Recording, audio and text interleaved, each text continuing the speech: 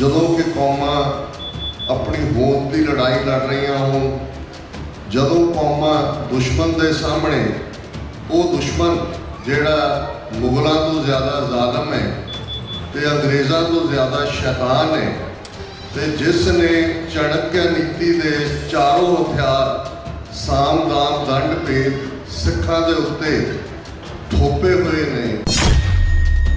हुकूमती निज़ाम दे विच सब तो पावरफुल अहुदा किसी वेले ब्रिटिश साम्राज वेले सी ICS सी इंडियन सिविल सर्विस, जिन्हों हुण IAS कहते हैं, इंडियन एडमिनिस्ट्रेटिव सर्विस। ते सरदार कपूर सिंह दी साखी जिसनूं उन्होंने अपनी जीवन कहानी नहीं, ये इनफैक्ट सिख कौम की त्रासदी की कहानी भी है, सिख कौम की मिस्ड अपॉर्चुनिटीज़ की कहानी भी है, तो 20वीं सदी के पहले अद तो दूसरे अद तक की कहानी भी है। उसका नाम पुस्तक का उन्होंने साची साखी रखा है, और साखी सच ते बयान हुंदी है, इसलिए असीं सतगुरां दीआं जीवन कहानियां नूं भी जन्म साखी कहते हैं। स्टोरी और साखी दे विच यही फर्क हुंदा है। स्टोरी जिहड़ी है उस दे विच तुसीं उहनूं रोचक बनाउण दे लई कुछ तत्त भी ऐड करदे हो, पर साखी एविडेंस है, विटनेस है, सच की गल है कि असीं अपने लर्नड स्कॉलर्स नूं, विद्वानां नूं हमेशा ही ये नहीं कि उन्हां दी गल नहीं सुनी, रादर उन्हां नूं रिडिक्यूल कीता है, अणगौलिया कीता है, और इसका ही नतीजा है कि असीं एक भावकता के वहण विच जिस किस्म की कोई छल इधर नूं आउंदी है, इधर नूं तुर जाने, उधर नूं आंदा है, उधर नूं तुर जाते हैं। कौम के भविख नूं सिरजण दे लई लीडरशिप रोल च हुंदे ने, जिन्हां दे कोल जिन्हां दे पल्ले कुछ भी नहीं हुंदा।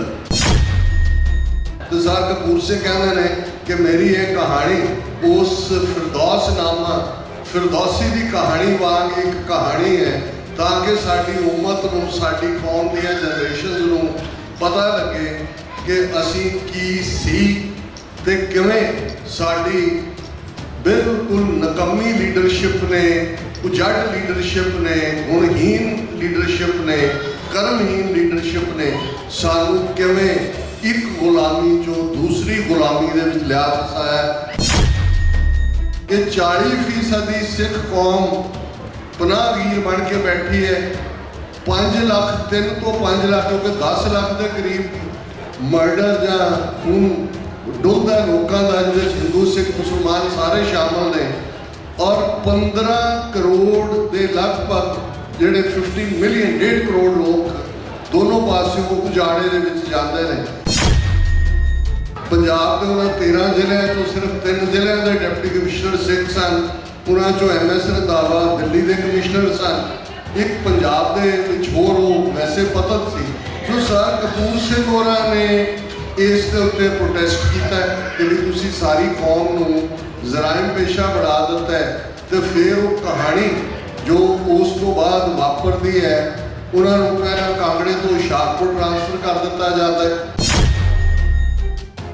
दिलों मोहब्बत जिन सही सचिया, जिन मन होर मुख होर से कांडे कच्चिया, रत्ते इश्क खुदाए रंग दीदार के, विसरिया जिन नाम से पोए पार थिए, आप लिए लड़ लाए दर दरवेश से, तेना धन जड़ेंदी माओ आए सफल से, परवरदगार अपार अगम बेअंत तू, जिना पछाता सच चुमा पैर मुँह, तेरी पनाह खुदाए तू बख्शंदगी, शेख फरीदा खैर दीजै बंदगी। वाहिगुरू जी का खालसा, वाहिगुरू जी की फतेह। साहिब श्री गुरु ग्रंथ साहिब जी की हजूरी में जुड़े बैठे सतगुरु जी का अपना आपा गुरु खालसा साध संगत जी हो। सब तो पहला तो मैं धन्यवाद करदा समुची gurdwara committee Riverside, Sikh youth of America, तुहाडे उत्साही नौजवान जिहड़े पंथ नूं प्यार करते हैं, ਕੌਮ ਦੀ ਹੋਣੀ ਸਿਰਜਣ ਦੇ ਲਈ ਯਤਨਸ਼ੀਲ ਨੇ ਤੇ ਇਸ ਗੱਲ ਨੂੰ ਚੰਗੀ ਤਰ੍ਹਾਂ ਸਮਝਦੇ ਨੇ ਕਿ ਕੌਮਾਂ ਦੀ ਜ਼ਿੰਦਗੀ ਦੇ ਵਿੱਚ ਇੰਟੈਲੈਕਟ, ਬੌਧਿਕਤਾ, ਗਿਆਨ ਜਾਂ ਦਾਰਸ਼ਨਿਕਤਾ ਉਸ ਦਾ ਇੱਕ ਵੱਡਾ ਰੋਲ ਹੁੰਦਾ ਹੈ। ਜਦੋਂ ਕਿ ਕੌਮਾਂ ਆਪਣੀ ਹੋਂਦ ਦੀ ਲੜਾਈ ਲੜ ਰਹੀਆਂ ਹੋਣ, ਜਦੋਂ ਕੌਮਾਂ ਦੁਸ਼ਮਣ ਦੇ ਸਾਹਮਣੇ, ਉਹ ਦੁਸ਼ਮਣ ਜਿਹੜਾ ਮੁਗਲਾਂ ਤੋਂ ਜ਼ਿਆਦਾ ਜ਼ਾਲਮ ਹੈ ਤੇ ਅੰਗਰੇਜ਼ਾਂ ਤੋਂ ਜ਼ਿਆਦਾ ਸ਼ੈਤਾਨ ਹੈ ਤੇ ਜਿਸ ਨੇ ਚਾਣਕਿਆ ਨੀਤੀ ਦੇ ਚਾਰੋਂ ਹਥਿਆਰ ਸਾਮ, ਦਾਮ, ਦੰਡ, ਭੇਦ ਸਿੱਖਾਂ ਦੇ ਉੱਤੇ ਥੋਪੇ ਹੋਏ ਨੇ, ਟੋਟਲ ਵਾਰ, ਸਰਵਨਾਸ਼ ਦੀ ਜੰਗ ਸਿੱਖਾਂ ਦੀ ਵਿੱਢੀ ਹੋਈ ਹੈ। ਔਰ ਐਸੇ ਮੌਕੇ ਤੇ ਉਸ ਦਰਵੇਸ਼, ਦਾਰਸ਼ਨਕ, ਉਸ ਫਕੀਰ ਔਰ ਇੰਟੈਲੈਕਟ ਦੀ ਦੁਨੀਆ 'ਚ ਪੂਰਬ ਤੇ ਪੱਛਮ ਦੇ ਦਰਸ਼ਨ, ਫਿਲਾਸਫੀ ਨੂੰ ਪੰਜਾਬੀ 'ਚ ਅਸੀਂ ਦਰਸ਼ਨ ਕਹਿੰਦੇ, ਉਸ ਦੇ ਵੱਡੇ ਵਿਦਵਾਨ ਤੇ ਜੇ ਹਕੂਮਤੀ ਨਿਜ਼ਾਮ ਦੇ ਵਿੱਚ ਸਭ ਤੋਂ ਪਾਵਰਫੁਲ ਅਹੁਦਾ ਕਿਸੇ ਵੇਲੇ ਬ੍ਰਿਟਿਸ਼ ਸਾਮਰਾਜ ਵੇਲੇ ਸੀ ਤੇ ICS ਸੀ, ਇੰਡੀਅਨ ਸਿਵਲ ਸਰਵਿਸ, ਜਿਹਨੂੰ ਹੁਣ IAS ਕਹਿੰਦੇ ਨੇ, ਇੰਡੀਅਨ ਐਡਮਿਨਿਸਟ੍ਰੇਟਿਵ ਸਰਵਿਸ। ਔਰ ਉਸ ਦਾ ਪਹਿਲੇ ਅਟੈਂਪਟ ਦੇ ਵਿੱਚ ਐਗਜ਼ਾਮ ਪਾਸ ਕਰਨ ਵਾਲੇ ਉਸ ਵੇਲੇ ਤੋਂ ਲੈ ਕੇ ਅੱਜ ਵੀ ਔਰ ਉਸ ਤੋਂ ਵੀ ਸਦੀਆਂ ਪਹਿਲਾਂ ਦੀ ਕੈਂਬਰਿਜ ਯੂਨੀਵਰਸਿਟੀ, ਜਿਸ ਦਾ ਕਦੇ ਬਰਟਰਡ ਰਸਲ ਵਰਗਾ ਬੰਦਾ ਜਿੱਥੇ ਪੜ੍ਹਾਉਂਦਾ ਰਿਹਾ, ਨੋਬਲ ਲੌਰੀਏਟ ਸੀ, ਔਰ ਉਹ ਸਰਦਾਰ ਸਾਹਿਬ ਦੇ ਤੋਂ ਇੰਨਾ ਪ੍ਰਭਾਵਿਤ ਸੀ ਕਿ ਉਹਨੇ ਜਦੋਂ ਕੈਂਬਰਿਜ ਦੇ ਵਿੱਚ ਪੜ੍ਹ ਰਹੇ ਸਨ, ਉਹਨਾਂ ਨੂੰ ਜੌਬ ਆਫਰ ਕੀਤਾ ਸੀ ਟੀਚਰ ਦਾ ਕਿ ਤੁਸੀਂ ਕੈਂਬਰਿਜ ਦੇ ਵਿੱਚ ਰਹੋ। ਤੇ ਇਕੱਲੀ ਗੱਲ ਦਾਰਸ਼ਨਿਕਤਾ ਤੱਕ ਨਹੀਂ ਜਾਂ ਸਿਵਲ ਐਡਮਿਨਿਸਟ੍ਰੇਸ਼ਨ ਤੱਕ ਨਹੀਂ, ਜਿਹੜੇ ਇਸ ਦੌਰ ਦੇ ਸਾਖੀ ਨੇ, ਸਾਖੀ ਲਫ਼ਜ਼ ਐਵੀਡੈਂਸ, ਵਿਟਨੈਸ ਨੂੰ ਕਹਿੰਦੇ ਨੇ, ਔਰ ਸਾਖੀ ਸੱਚ ਤੇ ਬਿਆਨ ਹੁੰਦੀ ਹੈ। ਇਸ ਲਈ ਅਸੀਂ ਸਤਿਗੁਰਾਂ ਦੀਆਂ ਜੀਵਨ ਕਹਾਣੀਆਂ ਨੂੰ ਵੀ ਜਨਮ ਸਾਖੀ ਕਹਿੰਦੇ। ਸਟੋਰੀ ਔਰ ਸਾਖੀ ਦੇ ਵਿੱਚ ਇਹੀ ਫਰਕ ਹੁੰਦਾ ਹੈ, ਸਟੋਰੀ ਜਿਹੜੀ ਹੈ ਉਸ ਦੇ ਵਿੱਚ ਤੁਸੀਂ ਉਹਨੂੰ ਰੋਚਕ ਬਣਾਉਣ ਦੇ ਲਈ ਕੁਝ ਤੱਤ ਵੀ ਐਡ ਕਰਦੇ ਹੋ, ਪਰ ਸਾਖੀ ਐਵੀਡੈਂਸ ਹੈ, ਵਿਟਨੈਸ ਹੈ, ਸੱਚ ਦੀ ਗੱਲ ਹੈ। ਤੇ ਸਰਦਾਰ ਕਪੂਰ ਸਿੰਘ ਦੀ ਸਾਖੀ, ਜਿਸ ਨੂੰ ਉਹਨਾਂ ਨੇ ਆਪਣੀ ਜੀਵਨ ਕਹਾਣੀ ਨਹੀਂ, ਇਹ ਇਨਫੈਕਟ ਸਿੱਖ ਕੌਮ ਦੀ ਤਰਾਸਦੀ ਦੀ ਕਹਾਣੀ ਵੀ ਹੈ, ਸਿੱਖ ਕੌਮ ਦੀ ਮਿਸਡ ਓਪਰਚੁਨਿਟੀਜ਼ ਦੀ ਕਹਾਣੀ ਵੀ ਹੈ ਤੇ 20ਵੀਂ ਸਦੀ ਦੇ ਪਹਿਲੇ ਅੱਧ ਤੋਂ ਦੂਸਰੇ ਅੱਧ ਤੱਕ ਦੀ ਕਹਾਣੀ ਵੀ ਹੈ। ਉਸ ਦਾ ਨਾਂ ਪੁਸਤਕ ਦਾ ਉਹਨਾਂ ਨੇ ਸਾਚੀ ਸਾਖੀ ਰੱਖਿਆ ਔਰ ਉਸ ਦੇ ਫਰੰਟ ਪੇਜ ਦੇ ਉੱਤੇ ਬਾਣੀ ਦੀ ਇਹ ਤੁਕ ਸੰਤਨ ਕੀ ਸੁਣ ਸਾਚੀ ਸਾਖੀ ਸੋ ਆਖੇ ਜੋ ਪੇਖੈ ਆਖੀ, ਕਿ ਇਹ ਜਿਹੜੀ ਕਹਾਣੀ ਹੈ ਇਹ ਫਕੀਰ ਦੇ ਜੀਵਨ ਦੀ ਉਹ ਸੱਚੀ ਕਹਾਣੀ ਤੇ ਜੋ ਮੈਂ ਅੱਖਾਂ ਨਾਲ ਦੇਖੀ ਹੈ, ਪੇਖਣਾ ਦੇਖਣ ਨੂੰ ਕਹਿੰਦੇ ਨੇ, ਜੋ ਮੈਂ ਅੱਖਾਂ ਨਾਲ ਪੇਖੀ ਹੈ, ਅੱਖਾਂ ਨਾਲ ਦੇਖੀ ਹੈ, ਉਸ ਨੂੰ ਮੈਂ ਬਿਆਨ ਕਰ ਰਿਹਾ। ਸੋ ਤੁਹਾਡੀ ਸੰਗਤ ਨੇ, ਇਹਨਾਂ ਉਤਸ਼ਾਹੀ ਨੌਜਵਾਨਾਂ ਨੇ ਮਹਿਸੂਸ ਕੀਤਾ ਹੈ ਕਿ ਅੱਜ ਅਸੀਂ ਸਰ ਕਪੂਰ ਸਿੰਘ ਦੀ ਯਾਦ ਨੂੰ ਸਮਰਪਿਤ ਸਮਾਗਮ ਕਰੀਏ ਔਰ ਅਸੀਂ ਦੀਵਾਨ ਦੇ ਵਿੱਚ ਅਰਲੀ ਆ ਗਏ ਸੀ। ਔਰ ਪਹਿਲੇ ਹਿੱਸੇ 'ਚ ਜਦੋਂ ਇਹ ਵਿਚਾਰ ਵੀ ਹੋਈ, ਸਾਡੇ ਵੀਰ ਜੀ ਨੇ ਕਥਾ ਦੇ ਵਿੱਚ ਸਤ ਗਿਆਨੀ ਕਰਤਾਰ ਸਿੰਘ ਜੀ ਖਾਲਸਾ ਪਿੰਡਰਾਂ ਵਾਲੇ, ਜਿਹੜੇ ਇਸ ਦੌਰ ਦੇ ਵਿੱਚ ਬੇਸ਼ੱਕ ਸੰਤ ਜਰਨੈਲ ਸਿੰਘ ਜੀ ਖਾਲਸਾ ਪਿੰਡਰਾਂ ਵਾਲਿਆਂ ਦੇ ਨਾਲ ਅਸੀਂ ਜਦੋਂ ਇਸ ਸੰਘਰਸ਼ ਦੀ ਸ਼ੁਰੂਆਤ ਦੀ ਗੱਲ ਕਰਦੇ, ਪਰ ਇਸ ਦੀ ਆਧਾਰਸ਼ਿਲਾ, ਇਸ ਦੀ ਬੁਨਿਆਦ ਸੰਤ ਗਿਆਨੀ ਕਰਤਾਰ ਸਿੰਘ ਜੀ ਖਾਲਸਾ ਪਿੰਡਰਾਂ ਵਾਲਿਆਂ ਵੱਲੋਂ ਹੀ ਰੱਖ ਦਿੱਤੀ ਗਈ ਸੀ। ਉਹਨਾਂ ਦੀ ਯਾਦ ਨੂੰ ਸਮਰਪਿਤ ਵੀ ਅੱਜ ਦਾ ਸਵੇਰ ਦਾ ਸਮਾਗਮ ਸੀ। ਸੋ ਮੈਨੂੰ ਇਹ ਲੱਗਾ ਕਿ ਇਹ ਪਰਫੈਕਟ ਕੰਬੀਨੇਸ਼ਨ ਹੈ। ਇੱਕ ਪਾਸੇ ਦਮਦਮੀ ਟਕਸਾਲ ਦਾ ਉਹ ਸਫ਼ਰ ਹੈ ਔਰ ਇਹ ਵੀ ਇੱਕ ਫਖਰ ਵਾਲੀ ਗੱਲ ਹੈ ਕਿ ਜੀਵਨ ਕਾਲ ਦੇ ਦੌਰਾਨ ਭਾਈ ਸਾਹਿਬ ਭਾਈ ਅਮਰੀਕ ਸਿੰਘ, ਜਿਹੜੇ ਸ਼ਹੀਦ ਸਿੱਖ ਸਟੂਡੈਂਟ ਫੈਡਰੇਸ਼ਨ ਦੇ ਪ੍ਰਧਾਨ, ਜਿਨ੍ਹਾਂ ਨੇ ਜੂਨ 84 ਦੇ ਘੱਲੂਘਾਰੇ ਵੇਲੇ ਸ਼ਾਨਾ ਬਸ਼ਾਨਾ ਸੰਤ ਪਿੰਡਾਂ ਵਾਲਿਆਂ ਦੇ ਨਾਲ ਸ਼ਹਾਦਤ ਦਾ ਜਾਮ ਕੀਤਾ, ਉਹਨਾਂ ਦੇ ਐਫਰਟ ਸਦਕਾ ਸਰਦਾਰ ਕਪੂਰ ਸਿੰਘ ਹੋਰਾਂ ਨੂੰ ਖਾਸ ਤੌਰ ਤੇ ਜਦੋਂ ਆਪਣੇ ਭਰਾ ਦੇ ਕੋਲ ਰਹਿੰਦੇ ਸਨ, ਜਗਰਾਵਾਂ ਦੇ ਨੇੜੇ ਨੁੱਕਰ ਤੇ 3 ਜਾਮਨ ਉਹਨਾਂ ਦੇ ਘਰ ਦਾ ਨਾਂ ਸੀ। ਔਰ 84 ਤੋਂ 86 ਦੇ ਵਿਚਾਲੇ ਜਦੋਂ ਕਿ 13 ਅਗਸਤ 1986 ਨੂੰ ਉਹਨਾਂ ਨੇ ਇਸ ਫਾਨੀ ਸੰਸਾਰ ਨੂੰ ਕੂਚ ਕੀਤਾ। ਇਸ ਸੰਸਾਰ ਤੋਂ ਲਗਭਗ 4 ਜਾਂ 5 ਵਾਰ ਇਹਨਾਂ 2 ਵਰ੍ਹਿਆਂ 'ਚ ਮੈਨੂੰ ਵੀ ਉਹਨਾਂ ਨੂੰ ਮਿਲਣ ਦਾ ਮੌਕਾ ਮਿਲਿਆ। ਸਪੈਸ਼ਲੀ ਬਹੁਤ ਸਾਰੀਆਂ ਗੱਲਾਂ ਜਿਹੜੀਆਂ ਅੱਜ ਅਸੀਂ ਸਾਂਝੀਆਂ ਕਰਾਂਗੇ ਉਹ ਲਿਖਤ ਵਿੱਚ ਆ ਚੁੱਕੀਆਂ ਨੇ, ਲੇਕਿਨ ਇਹਨੂੰ ਮੈਂ ਤਰਾਸਦੀ ਕਹਾਂ ਜਾਂ ਕੌਮ ਦਾ ਇੱਕ ਦੁਖਾਂਤ ਕਹਾਂ ਕਿ ਅਸੀਂ ਆਪਣੇ ਲਰਨਡ ਸਕਾਲਰਸ ਨੂੰ, ਵਿਦਵਾਨਾਂ ਨੂੰ ਹਮੇਸ਼ਾ ਹੀ ਇਹ ਨਹੀਂ ਕਿ ਉਹਨਾਂ ਦੀ ਗੱਲ ਨਹੀਂ ਸੁਣੀ, ਰਾਦਰ ਉਹਨਾਂ ਨੂੰ ਰਿਡੀਕਿਊਲ ਕੀਤਾ, ਅਣਗੌਲਿਆ ਕੀਤਾ।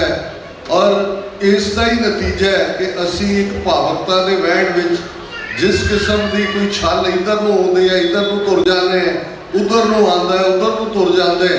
ਔਰ ਬਹੁਤ ਵਾਰ ਉਸ ਕਿਸਮ ਦੇ ਲੋਕ ਕੌਮ ਦੇ ਭਵਿੱਖ ਨੂੰ ਸਿਰਜਣ ਦੇ ਲਈ ਲੀਡਰਸ਼ਿਪ ਰੋਲ 'ਚ ਹੁੰਦੇ ਨੇ, ਜਿਨ੍ਹਾਂ ਦੇ ਪੱਲੇ ਕੁਝ ਵੀ ਨਹੀਂ ਹੁੰਦਾ।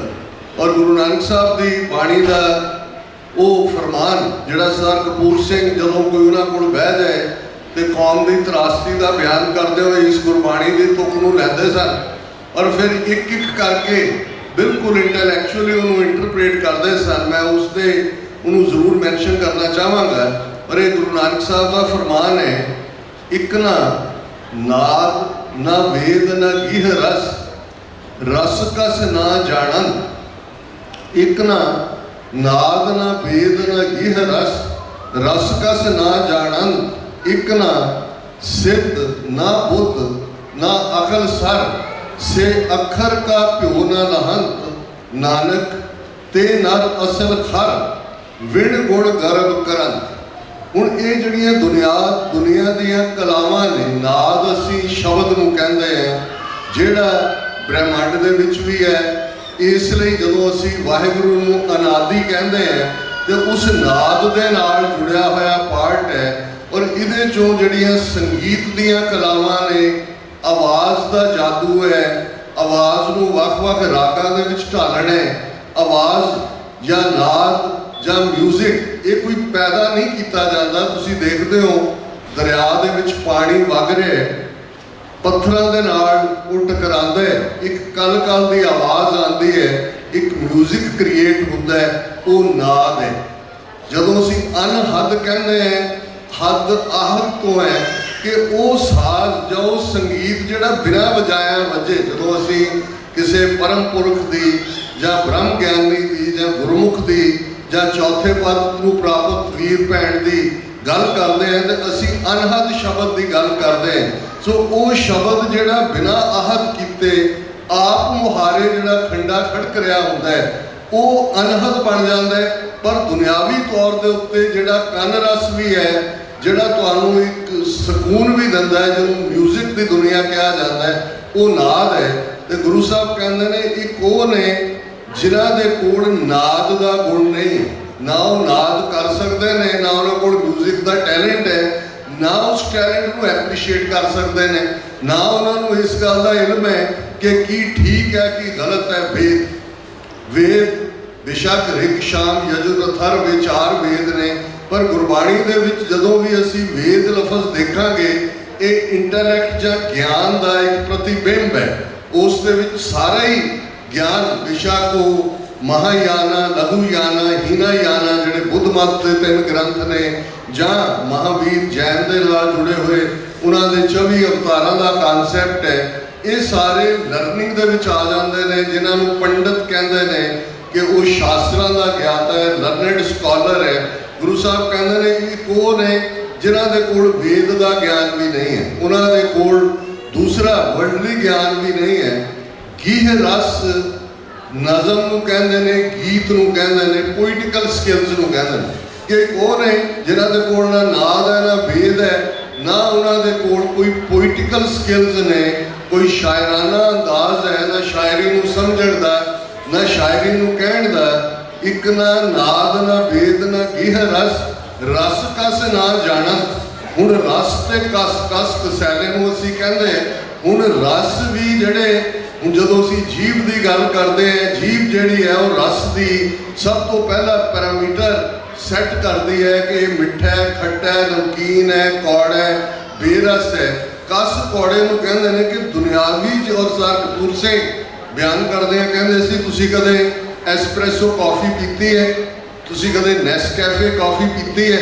उन्होंने कहा भी किवें असीं उहदे टेस्ट नूं भी डिस्टिंग्विश करते हैं, हर चीज़ का जायका किवें वेरी करता है। इहदे लई वो कहंदा सी देखो वड्डे वड्डे होटलों च जिहड़े शैफ रखे होंदे ने वो सिर्फ टेस्ट कर रहे होंदे ने क्योंकि वो रस ते कस नूं डिफाइन करते हैं। एक वो ने भी उन्हें जो टैलेंट भी है नहीं है तो फिर एक ना सिद्ध ना बुद्ध ना अकल सर। हुण सिद्धि असी समझते हैं कि स्पिरिचुअल डिसिपलिन चों इकाग्रता चों पैदा हुई मिराकल है जिहड़ा जोगियां दे नाल जुड़दी है, जिहड़ी सिद्धां दे नाल जुड़दी सी, जिन्हों करामात भी कहा जाता है। विद कंसनट्रेशन ऑफ माइंड तुसीं आले दुआले नूं कोई चीज़ चुकदे हो, किसी चीज़ नूं विगा कर दो। कई बारी टीवी ते इस किस्म के टैलेंट वाले लोग आते हैं, ये भी काट है कि उन्होंने कोल सिद्ध भी नहीं है, बुद्ध इंटैलैक्ट है। हुण बुद्ध नूं जदों असीं देखते हैं तो गुरबाणी दी तुक तिथै घड़ीए सुरत मत मन बुद्ध, तिथै घड़ीए सुरा सदां की सुरत। हुण तुसीं उही माइंड है, उस दियां चार जिहड़ियां सिचुएशनस ने सब तो फाइनल जिहड़ी तुहानूं अंदर नाल जोड़दी है सुरत है, फिर सुरत मत मन बुद्ध, बुद्ध आउटर है, फिर मन है, फिर उसका सफ़र तय हो के सुरत तक पहुँचता है। सो सर साहब बयानदे सी कि गुरु नानक पातशाह फरमाउंदे ने कि उन्हां दे कोल ना सिद्ध है ना बुद्ध है ना अकल सर, कि ना ही कोई अकल दी कोई उन्हां दे पल्ले गल है। सो अखर का प्यो ना लहन। हुण अखर जदों असी प्रोग्राम भी करते हैं सच्चो सच किसी भी जी डिवेलपमेंट होंगी है उसका जिक्र करते हैं, मैं कहना भी जोड़े अखर ने या जी कोई भी न्यूज़ आइटम है इस है कि what is sad, what is not sad, what is between the lines, what is behind the lines. ये भी जो असी दुनिया के इंटलैक्ट बैठते हैं, वड्डे वड्डे डिप्लोमैट बैठते हैं, पॉलिसी मेकर बैठते हैं, तो वो चो देखते हैं उन्होंने एक जो किसी की स्टेटमेंट आती है तो उन्होंने देखते हैं कि वट इज़ नॉट सैड ये विचकार की है। ये अखर का प्यो है, एक प्लेन वर्ड ने प्लेन स्टेटमेंट है, एक तुसी उस विचला निहित भाव उस विचला गोहज भाव और जिन्होंने सर कपूर सिंह को पढ़िया है जोड़े लफज मैं वरत रहे हैं बहुत सारे ये उन्होंने वोकैबलरी चो आए हुए अल्फाज ने जिस जो ये कहते हैं कि भाई ये है कि अखर का प्यो ना लहन नानक ते नर असर खर, कि गुरु नानक पातशाह कहते हैं असली खोते वो ने कि जिन्हां च रूहानियत तो है ही नहीं पर ये दुनियावी जिहड़ियां कलावां ने ये भी नहीं ने और वो खोते ने इसलिए क्योंकि विण गुण गर्व करन कि उन्हां च कोई टैलेंट नहीं है पर हंकार दे विच भरे हुए आफरे हुए। तो सर साहब कहते सी कि भाई जदों इस किस्म के लोगों के हाथ च लीडरशिप का रोल होंदा है तो फिर नो मैटर कौम शेरां दी होए। और ये गल बिल्कुल जदों फस्ट एंग्लो सिख वार 1846 दे विच अंग्रेज़ जेतू होंदे ने, शाह मुहम्मद का किस्सा असी बड़े चार नाल अज भी दसते हैं कि शाह मुहम्मद एक सरदार बाजो, हालांकि कई था शब्द सरकार है कई था सरदार है, शाह मुहम्मद एक सरकार बाजो फौजा जित के अंत नूं हारियां ने। और जदों तुसीं ब्रिटिश खुफिया डायरिया च देखोगे उस पीरीयड का तो वो कहेंगे कि the results of the war would have been be different if the community of lions wouldn't have been led by the traitors। कि इन्हां जंगां दा अंजाम नतीजा बिल्कुल वखरा हुंदा है जे शेरां दी कौम दी अगवाई ट्रेटर ना कर रहे होंदे, गद्दार ना कर रहे होंदे। ये कहानी 18वीं सदी तक महदूद नहीं है, 19वीं सदी तक महदूद नहीं है, 20वीं सदी तक भी महदूद नहीं है।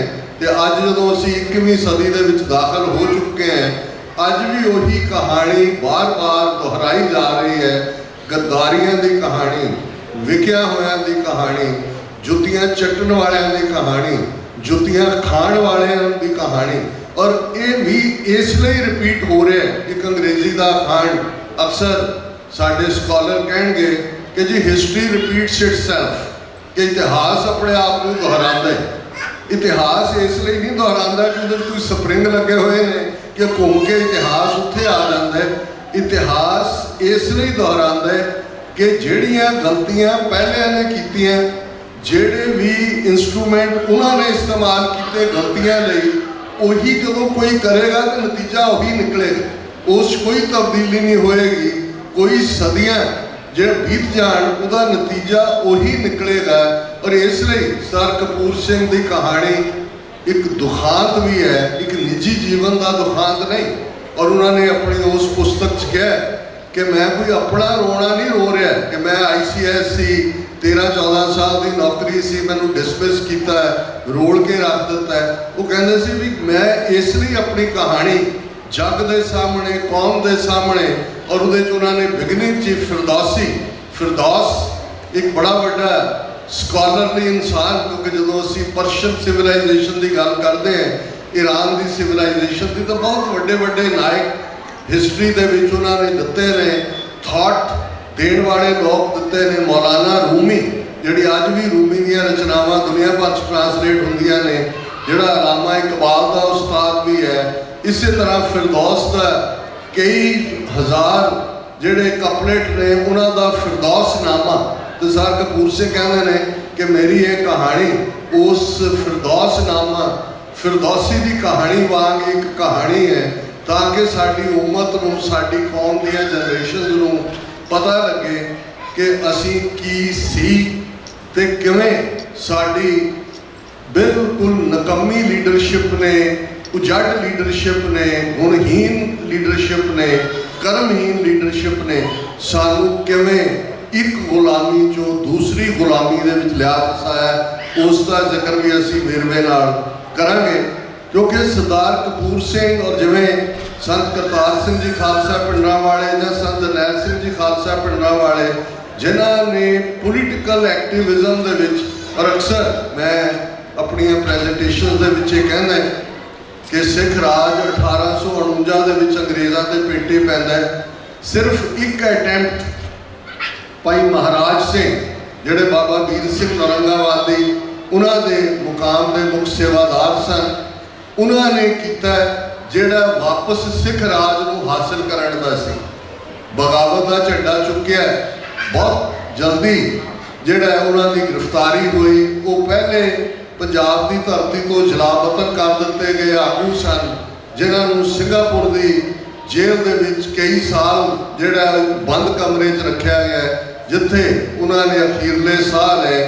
ਲੇਕਿਨ ਭਾਈ ਮਹਾਰਾਜ ਸਿੰਘ ਤੋਂ ਬਾਅਦ ਜਿਹੜਾ 98 ਸਾਲ ਦਾ ਸਾਡਾ ਸਫ਼ਰ ਹੈ ਅੰਗਰੇਜ਼ੀ ਰਾਜ ਦੇ ਵਿੱਚ, 1849 ਤੋਂ 1947 ਤੱਕ, ਉਹ ਆਪਣੇ ਰਾਜ ਲਈ ਨਹੀਂ, ਕਿਤੇ ਨਾ ਕਿਤੇ ਕੌਮੀਅਤ ਦੇ ਨਾਂ ਥੱਲੇ, ਨੈਸ਼ਨਲਿਜ਼ਮ ਦੇ ਨਾਂ ਥੱਲੇ ਉਹ ਨਾਮਧਾਰੀ ਲਹਿਰ ਹੋਏ ਜਿਹੜੀ ਇਮੀਡੀਏਟ ਪੈਦਾ ਹੋਈ।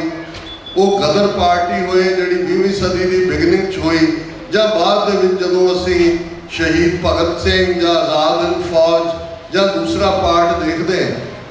ਸੰਤ ਬਾਬਾ ਜਰਨੈਲ ਸਿੰਘ ਖਾਲਸਾ ਪਿੰਡਰਾਂ ਵਾਲੇ, ਉਹ ਪਹਿਲੇ ਭਾਈ ਮਹਾਰਾਜ ਸਿੰਘ ਤੋਂ ਬਾਅਦ ਉਹ ਹੋਏ ਨੇ ਮਹਾਂਪੁਰਖ, ਜਿਨ੍ਹਾਂ ਨੇ ਇਹ ਕੌਲ ਦਿੱਤੀ ਵਾਪਸ ਬੈਕ ਸਿੱਖ ਰਾਜ ਦੀ, ਸਿੱਖਾਂ ਦੇ ਵਕਾਰ ਦੀ, ਅਣਖ ਦੀ, ਗੈਰਤ ਦੀ।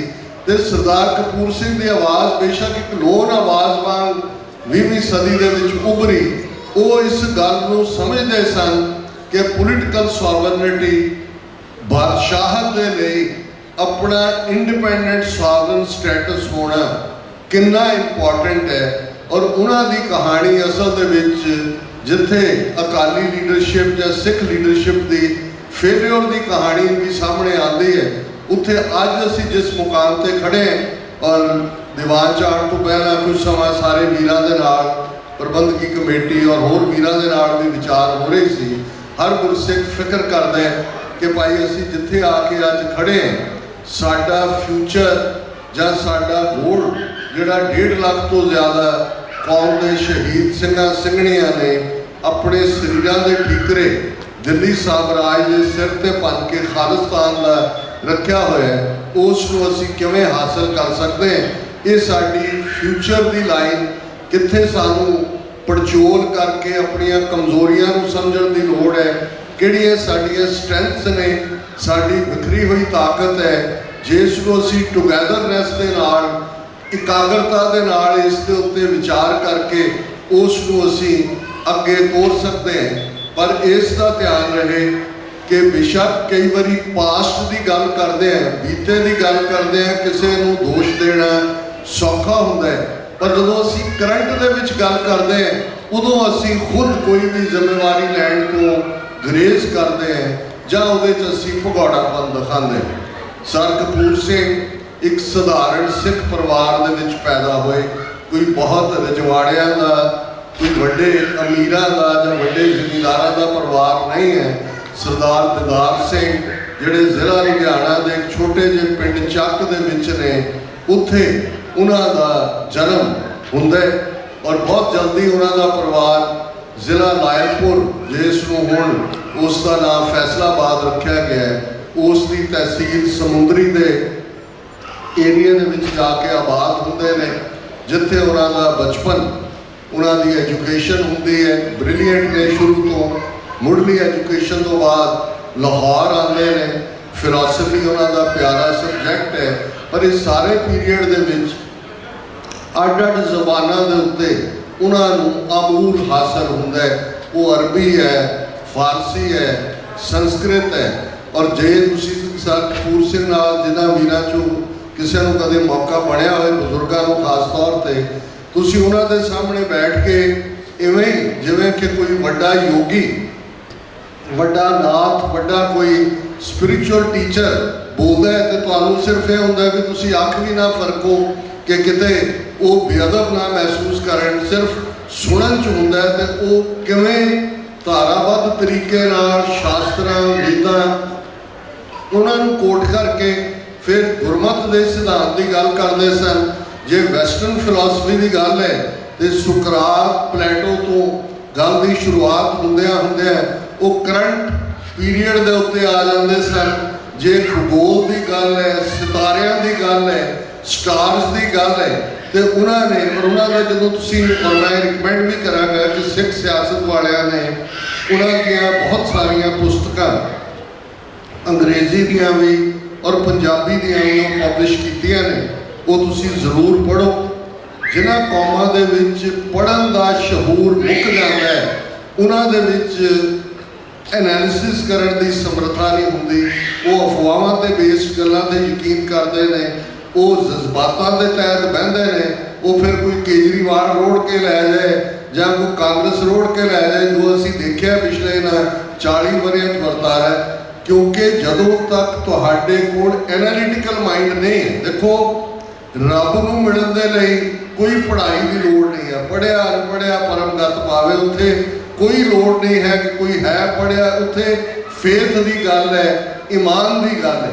ਪਰ ਜਦੋਂ ਤੁਸੀਂ ਦੁਨੀਆ ਦੇ ਵਿੱਚ ਵਿਚਰਨਾ ਹੈ, ਜਦੋਂ ਇੰਟੈਲੈਕਟ ਦੀ ਲੜਾਈ ਹੁੰਦੀ ਹੈ, ਔਰ ਬਹੁਤ ਵਾਰ ਜਦੋਂ 47 ਦੌਰ ਦੀ ਗੱਲ ਹੁੰਦੀ ਹੈ, ਇੱਕ ਸਵਾਲ ਕਰੰਟ ਜਨਰੇਸ਼ਨ ਵੱਲੋਂ ਪੁੱਛਿਆ ਜਾਂਦਾ ਹੈ ਵੀ ਐਸਾ ਕੀ ਸੀ ਕਿ ਸਾਡੀ ਲੀਡਰਸ਼ਿਪ ਨੇ ਕਿਉਂ ਆਪਣਾ ਸਿੱਖ ਸਟੇਟ ਦੇ ਮੁਤਾਲਬੇ ਨੂੰ ਨਹੀਂ ਕੀਤਾ, ਅੰਗਰੇਜ਼ਾਂ ਦੇ ਨਾਲ ਕਿਉਂ ਬਿਲਕੁਲ ਪਿੱਠ ਦਿਖਾਈ, ਜਾਂ ਜੇ ਮੁਹੰਮਦ ਅਲੀ ਜਿਨ੍ਹਾਂ ਨੇ ਆਫਰ ਕੀਤੀ ਵਿਦਨ ਆਟੋਨਮੀ ਦੀ, ਉਹਨੂੰ ਕਿਉਂ ਨਹੀਂ ਸੁਣਿਆ। ਤੇ ਤੁਸੀਂ ਬਹੁਤ ਵਾਰ ਦੇਖੋਗੇ ਕਿ ਜਦੋਂ ਇੰਟੈਲੈਕਟ ਦੀ ਲੜਾਈ ਹੁੰਦੀ ਹੈ, ਬੌਧਿਕਤਾ ਦੀ ਲੜਾਈ ਹੁੰਦੀ ਹੈ, ਅਕਲ ਦੇ ਨਾਲ ਅਕਲ ਭਿੜਦੀ ਹੈ। ਜੇ ਤੁਸੀਂ ਅਦਾਲਤਾਂ 'ਚ ਜਾ ਕੇ ਦੇਖੋ, ਵੱਡੇ ਵੱਡੇ ਵਕੀਲ ਜਿਹੜੇ ਨੇ, ਉਹਨਾਂ ਦੀ ਵਕਾਲਤ ਇਹ ਨਹੀਂ ਹੁੰਦੀ ਜਿਹੜੇ ਉਹ ਇੰਡੀਅਨ ਫਿਲਮ ਥੀਏਟਰ ਕੇ ਜੀ ਉੱਥੇ ਉਹ ਬੜੀ ਬਹਿਸ ਕਰ ਰਿਹਾ, ਨਹੀਂ। ਪਾਵਰਫੁਲ ਸਭ ਤੋਂ ਜ਼ਿਆਦਾ ਬਰੀਫ ਹੁੰਦਾ ਹੈ ਕਿ ਉਸ ਬਰੀਫ ਦੇ ਵਿੱਚ ਤੁਸੀਂ ਕਿਹੜੇ ਕਾਨੂੰਨ ਨੂੰ ਕੋਟ ਕਰਦੇ ਆ, ਕਿਹੜੇ ਆਰਗੂਮੈਂਟ ਦੇ ਨਾਲ ਤੁਸੀਂ ਕਿਸੇ ਚੀਜ਼ ਨੂੰ ਲਿਆ, ਉਹ ਤੁਹਾਡੀ ਸਕਿੱਲ ਹੁੰਦੀ ਹੈ। ਜੇ 35 ਕੇਸ ਕਿਸੇ ਦੇ ਖਿਲਾਫ ਨੇ, ਸਿਆਣਾ ਵਕੀਲ ਉਹਦੇ 'ਚੋਂ ਇੱਕ ਕੇਸ ਜਿਹੜਾ ਉਹਨੂੰ ਲੱਗਦਾ ਵੀ ਇਹਦੇ 'ਚ ਫਲਾਅ ਹੈ, ਕਮਜ਼ੋਰੀ ਹੈ, ਉਹ ਉਹਨੂੰ ਆਧਾਰ ਬਣਾ ਕੇ ਤੋੜ ਦਿੰਦਾ ਅਦਾਲਤ ਦੇ ਵਿੱਚ। 34 ਕੇਸ ਆਪੇ ਹੀ ਡਿੱਗ ਪੈਂਦੇ ਨੇ, ਉਹ ਪ੍ਰੂਫ ਕਰ ਦਿੰਦਾ ਵੀ ਇਹ ਜਿਹੜੇ ਇਹਨਾਂ ਦੇ ਚਾਰਜਸ ਨੇ ਇਹ ਫੇਅਰ ਨਹੀਂ ਨੇ। ਉੱਥੇ ਵਕੀਲਾਂ ਦੀ ਕਾਨੂੰਨੀ ਸਕਿੱਲ ਦੀ ਲੜਾਈ ਹੁੰਦੀ ਹੈ।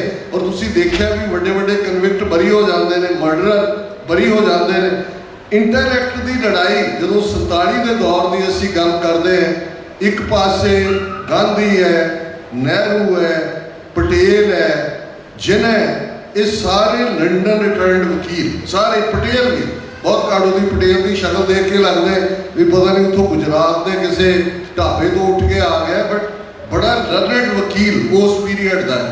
हुण मुहम्मद अली जिन्हें लिंकन का पढ़िया होया वकील, जिन्हें भारत के अपने लीगल करियर के कोई केस कदे लूज नहीं किया, बड़े बड़े महाराजियां दे और दूजे क्योंकि देसी रियासतां सन उन्हों का भी वो वकील हुंदा सी। हुण साडी रिप्रजेंटेशन असी देखिए मास्टर तारा सिंह, बलदेव सिंह, ज्ञानी करतार सिंह, मैं इस डिटेल च नहीं जावांगा कि किहदा की रोल है, पर जे तुसी देखो कि नैगोशिएशन की टेबल ते बहना है, जदों तुसी कोई आर्गू कर रहे हैं तुहाडे कोल किन्ने तुहाडे स्ट्रॉन्ग केस ने, पॉइंट ने। जे अज असी एनालिसिस करिए कि सिखां दे कोल एक दो वीक पॉइंट सन उस पीरीयड दे विच, क्योंकि जो मैं गल कर रहा अज ये एविडेंस सर कपूर सिंह ने, सर कपूर सिंह होरां ने साची सादगी 6 इंसीडेंट्स दित्तियां ने 1930 तो लैके जदों कि सर क्रिप्स मिशन आया, जदों कैबिनेट मिशन आया, जदों लॉर्ड वाइसराय वावेल उत्थे है, जदों राउंड टेबल कॉन्फ्रेंसिस हुई हैं तो 1946 तक पहुँचते हैं, जदों का फाइनल रेडक्लिफ अवार्ड आया, जिस रेडक्लिफ ने जिहड़ा कदे भी इंडिया नहीं सी आया हुआ उन्हें 1941 की सेंसस को आधार बनाया और नक्शा सामने रख लिया तो लीक वाह दी, जिहड़ी लीक ने उजाड़ा किया। साडे बजुर्ग उसनूं ये भावें आज़ादी कहने वाले लोग अज तिरंगे लहराते फिर, पर उन्होंने उजाड़ा ही कहते थे। सचमुच ही एक उजाड़ा सी और इसका वड्डा कारण ये सी कि साडी लीडरशिप समय की हाण की नहीं हो सकी, उस गेम नूं समझ नहीं सके, ग्रे एरिया सी, उस सारे चों वो अपना जिहड़ा एनालिसिस है या अपना मौकफ है उसनूं सामने नहीं लिया सके। और उस पर थाए अक्सर मैं उर्दू का शेर दोहराना है कि वो वक्त भी देखा तारीख की घड़ियों ने, जब लम्हों ने खता की सदियों ने सजा पाई। कि कई बार एक गलती लम्हा सैकंड नूं कहंदे ने, एक पल की गलती भी तुहानूं सदियां तक जिहड़ा है मार खाण के बराबर सुट दिंदी है। और इन्हां 77 सालों के विच जदों कि असी इस सारी कहानी नूं देखते हैं तो ये गल नज़र आती है कि किड्डी वड्डी गलती सर कपूर सिंह जदों ये बार बार पॉइंट आउट करते हैं। और इस गल का ध्यान रहे कि 47 की वंड उस वेले पंजाब के 29 जिले सन टोटल, और उन्होंने 13 जिले ईस्ट पंजाब जिसको कहा गया है उस दे हिस्से आए, बाकी 16 जिले पाकिस्तान का हिस्सा बने।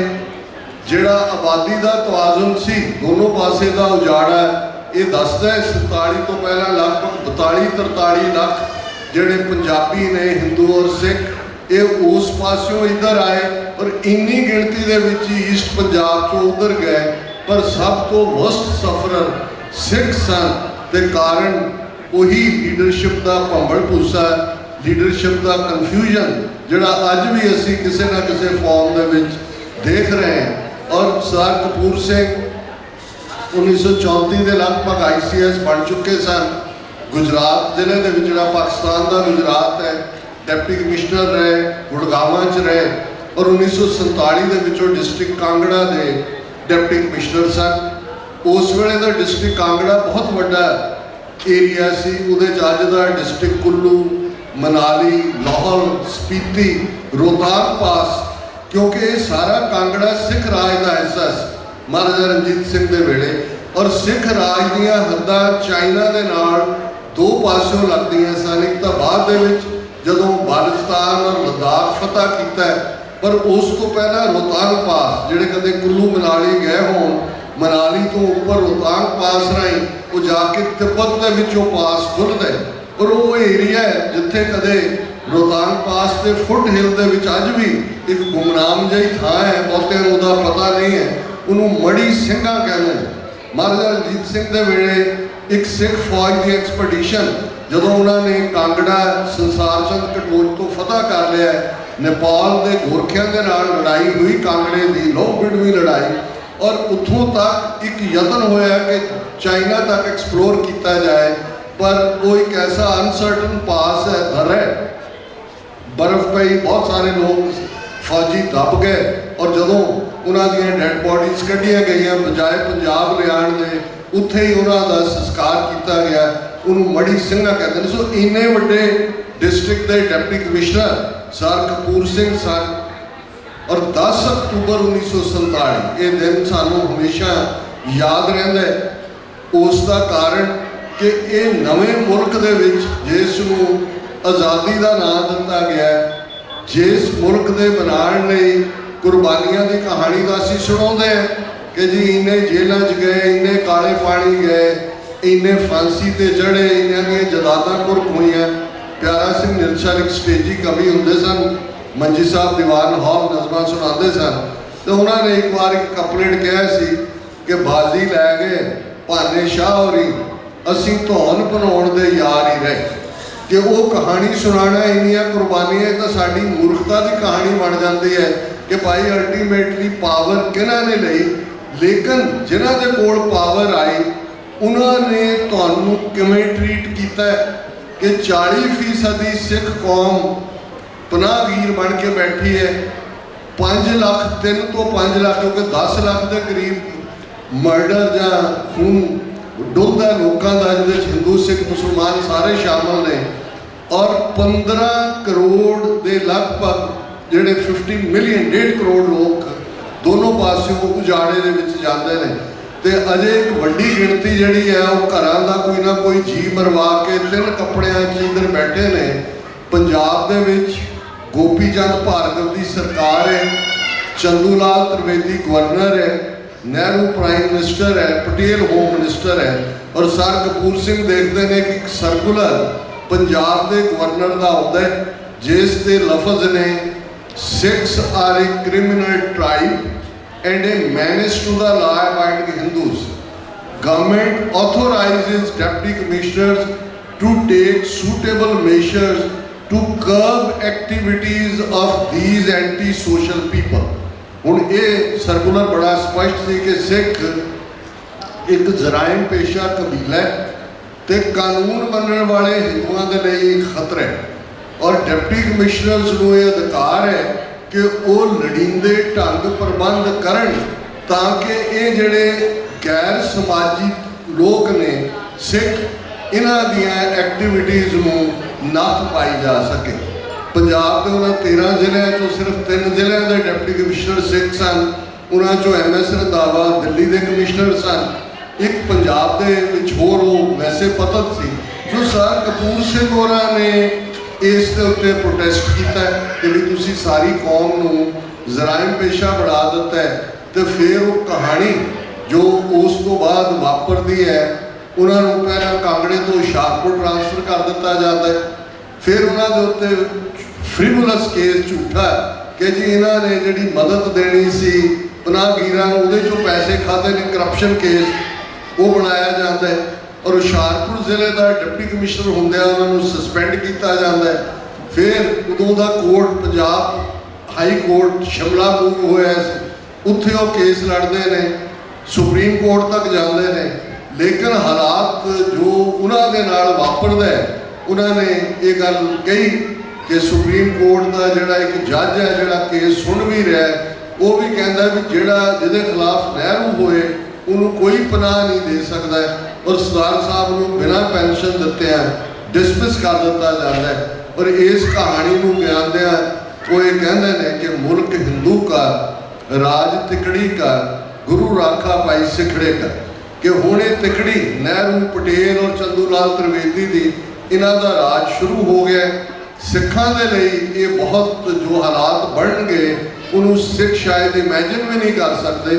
और ये तुसी देखो आज जो तिकड़ी मोदी अमित शाह अजीत डोवाल की होए, 84 के पीरियड च इंदिरा गांधी या उहदे नाल दे जैल सिंह और दूसरिया की तिकड़ी होए, ये कहानी लगातारता दे नाल जारी है। और सर कपूर सिंह जिन्हां दी विजन की असीं गल करते हैं कि उन्होंने 1973-74 का शायद टाइम सी जदों वो कैनेडा आए, वैनकूवर, उन्होंने एक लैक्चर जोड़ा बाहर उन्होंने हॉल के रखा। ये उदों अजे संत भिंडरां वाले सीन ते नहीं आए, नरकधारियों ने जो कुछ 13 अप्रैल 1978 ਨੂੰ ਸਾਕਾ ਵਰਤਾਇਆ ਉਹ ਵੀ ਨਹੀਂ ਵਾਪਰਿਆ। 1974 ਦੇ ਪੀਰੀਅਡ ਸਰ ਕਪੂਰ ਸਿੰਘ ਉਸ ਇਕੱਠ ਦੇ ਵਿੱਚ ਜਿਹਦੇ 200-300 ਬੰਦਾ ਬੈਠੇ ਅੰਗਰੇਜ਼ੀ ਦੇ ਵਿੱਚ ਉਹਨਾਂ ਨੇ ਐਡਰੈਸ ਕੀਤਾ ਔਰ ਉਹਦੇ 'ਚ ਉਹਨਾਂ ਨੇ ਕਿਹਾ ਕਿ if Sikhs won't have political power, your sons and their sons will be the peons in the offices, drivers of Hindu-owned Mercedes cars, security guards in front of Hindu-owned hotels, or wayside robbers, nothing more than that. कि जे तुहाडे कोल सियासी ताकत ना आई तो तुहाडे बच्चे ते उन्हां दे बच्चे ते उन्हां दे बच्चे जां दफ्तरां 'च चपड़ासी होणगे जां हिंदुआं दीयां मलकीतां वालियां मर्सिडीज़ कारां दे ड्राइवर होणगे जां हिंदुआं दीयां मलकीतां वाले होटलां दे बाहर सिक्योरिटी गार्ड होणगे जां लटेरे होणगे। इस तो वध के कुछ नहीं। अज पंजाब वाल नज़र मारो, crime rate, drugs, corruption, polluted water, polluted air, जिन्नियां मर्जी जो बीमारियां दुनिया दियां गिनाइयां जा सकदियां ने। हाईएस्ट रेट ऑफ कैंसर, अज नूं कैंसर ट्रेन और दूजा जे तुसीं डाटा देखो दुनिया की वो बेट हाईएस्ट कंसनट्रेशन है उस दी और किस किस्म दियां ईवन तुहानूं चंगा भला मिलेगा जी उन्होंने हैपेटाइटिस हो गया, लिवर इन्फेक्शन हो गई, दूजा ये सारी कंटिन्यूटी ये उस जीनियस ने प्री 47 पीरियड। और जदों मैं 6 वाक्या का जिक्र करदा उन्होंने उन्होंने बड़े वेरवे नाल जिक्र किया कि किवें उन्हां राही ऑफर आई अंग्रेज़ों की कि भाई असी चाहते हैं भी सिखा ने खास तौर पर क्योंकि सैकेंड वर्ल्ड वॉर च भी सिखा की बहुत वड्डी कंट्रीब्यूशन सी कि असी कुछ करिए, असी कुछ करना चाहते हैं। और ये गल कली उन्होंने कही नहीं। जदों sir Baldev Singh round table conference के लिए नेहरू के नाल और जिन्हां और दूसरे जिहड़े ने डॉक्टर अंबेडकर इन्हां नाल लंदन जाते हैं, पहला सैशन किसी नतीजे ते नहीं निकलता। बलदेव सिंह नूं विंस्टन चर्चिल बेशक वो चोण उन्होंने पार्टी उस वेले पावर च नहीं सी, कंजरवेटिव पार्टी हार गई सी, लेबर पार्टी के मिस्टर एटली प्राइम मिनिस्टर सन, पर चर्चिल अपनी सीट जित चुके थे। और क्योंकि चर्चिल ने सैकेंड वर्ल्ड वॉर वेले लीड किया सी, सिखा की बहादुरी दियां कहानियां दुनिया भर च नोन सन और किवें गांधी ने क्विट इंडिया मूवमेंट शुरू की। सिख जिहड़े ने वो अगे आए कि भाई नहीं जिहड़ा न्यू वर्ल्ड ऑर्डर बन रहा है ये हिटलर और फाशिज्म ये मनुखता के लिए खतरा ने। सो वो एडमायर करता सी, उहदी अपनी जान किसी वेले 20वीं सदी के अखीर च 19वीं सदी के अखीर च एक सिख ने बचाई सी जदों कि एक अफगान फ्रंट से मौजूदा अफगानिस्तान जो एक फौजी भी सी किसी जमाने चर्चिल फिर जर्नलिस्ट बनया, मिलिटरी जर्नलिस्ट सी। हुण वो चर्चिल के लफज जिहड़े सर कपूर सिंह साची साखी च दिंदे ने वो बलदेव सिंह नूं कहंदे ने कि तू रुक जा कुछ दिनां लई। We want that something should be done for the Sikh nation so that they may be able to walk on the current of world history with the feet of their own. कि असी तुहाडी कौम लिए कुछ करना चाहते हैं ताकि तुसी अपने पैरों के उत्ते नेशनहुड तुहाडे पैर हुंदे ने, सॉवरनिटी तुहाडा आधार हुंदा है कि तुसी वॉक कर सको।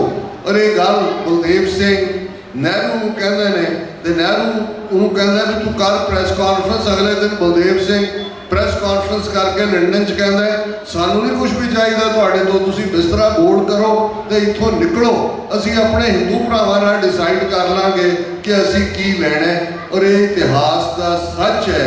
और सर कपूर सिंह की फिर टैस्टिमनी दिंदे ने कि जदों बलदेव सिंह मर रहा सी बहुत तड़फ के उसकी मौत हुई और मैं कहते उन्होंने देखण गया तो उन्हें कहा कि मेरे नाल इवें ही होना चाहिए सी। मैं 3 बार सिख स्टेट बनते बनते रुकी है। हुण ये हकीकत ने जे सर कपूर सिंह ना होंदे साडी जनरेशन नूं पता नहीं सी लगना कि भाई ये बिट्रियल की कहानी की है।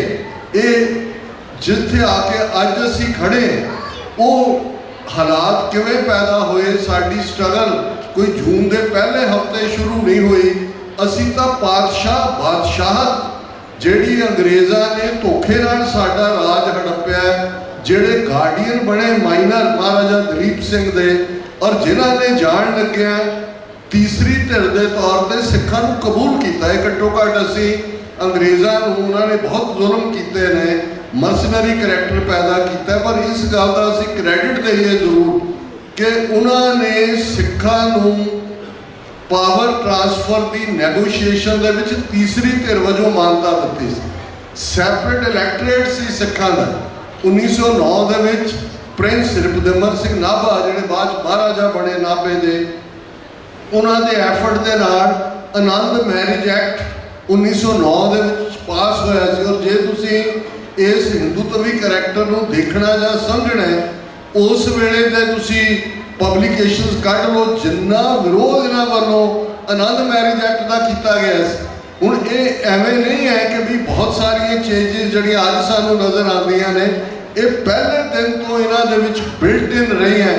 सैपरेट इलैक्टोरेट का मतलब सी कि सिख नुमाइंदियां नूं वोट पाउंदे और यही कारण सी कि सिखां दे अपनी नुमाइंदगी सी। बेशक साडी आबादी उस वेले उन्हां 29 ਜ਼ਿਲ੍ਹਿਆਂ ਦੇ पंजाब 13-14% के करीब सी, पर सानूं उन्होंने वेटेज दिता होया सी 19-20% के करीब साडी नुमाइंदगी सी। और 47 तो पहला जिहड़ियां पंजाब दे विच यूनियनिस्ट पार्टी की हुकूमत सर सिकंदर हयात खान दी जां सर खिजर हयात खान टिवाणा दी जिहड़ी कि मार्च 1947 च उन्हें रिजाइन किया सी, उहदे च सारे सिख वजीर स्वर्ण सिंह होए, दूसरे होण, ये सारे यानी करतार सिंह भी प्री 47 कैबिनेट मिनिस्टर सन उसकी खिजर हयात खान टिवाणा की हुकूमत दे विच। सो ये अंग्रेज़ां ने सानूं बेशक धोखा वड्डा किया, इसके बावजूद अपॉर्चुनिटीज़ जरूर सन जिन्होंने असी अवेल नहीं किया। और सर कपूर सिंह एक एविडेंस के तौर पर उस सारी ट्रांजिशन की कहानी बयानते हैं। उन्हों का जोड़ा ओवरऑल व्यू पॉइंट है समाज बारे, सिक्खी बारे, दार्शनिकता बारे, उन्होंने ये गल बिल्कुल उन्होंने क्लीयर सी कि जे असी सियासी ताकत हासिल ना कर सके और अकालियां उन्होंने हुण तुसीं देखोगे आनंदपुर का मता उस दिन खारिज सर कपूर सिंह ने 1965 के विच जदों मास्टर अकाली दल दे नाल हुंदे ने सिख होमलैंड का मता है जिहड़ा नलवा कॉन्फ्रेंस लुधियाना पेश होंदा है, उस दिन खारिज सर कपूर सिंह ने 13 अप्रैल 1978 को नरकधारी जो कांड करते हैं, उस तो बाद 10 जून 1978 को अकाल तख्त साहब तो नरकधारियों के खिलाफ हुक्मनामा जारी किया जाता है, जिहड़ी कमेटी बनती है कि ड्राफ्ट कर रहे हैं कि की होए। उहदे चेयरपर्सन सरदार कपूर सिंह ने श्रोमणी कमेटी नरकधारियों के काले कारनामिਆਂ के वाइट पेपर जारी कर दी है, दे मैसैक्रेड सिक्स इहदे नाम थले उस दिन खारिज सरदार कपूर सिंह ने। हुण इन्ना वड्डा इंटैलैक्चुअल जिसनूं अदरवाइज हाँ जदों दोनों अकाली दल मिलते हैं मास्टर तारा सिंह और संत फतेह सिंह का जिहड़ा डॉकूमेंट तैयार होंदा है, संत फतेह सिंह अकाली दल के प्रधान बनते हैं, sir Kapoor Singh senior vice president बनते हैं। उस डॉकूमेंट तुसीं अज भी जिन्होंने शौक है उन्होंने डॉकूमेंट्स को देखने का वो देख सकते हैं। हुण सरदार साहब को पता है भी ये खालिस्तान लफज लो जो पॉपूलर नहीं सी सिख होमलैंड कि भी ये सिख होमलैंड तो बहुत डरते हैं ये अकालियों का जो तबका है, तो उन्होंने वो ड्राफ्ट किया है जोड़ा यूनिटी एक्ट डॉकूमेंट सी, तो वो उन्होंने लिखा सिखां का राजसी निशाना, तो वो अल्फाज ने सिखां का राजसी निशाना जुगो जुगा टल श्री गुरु ग्रंथ साहिब, सिख इतिहास, सिख परंपरावां ते सिख अंतर आत्मा विच प्रबुद्ध है।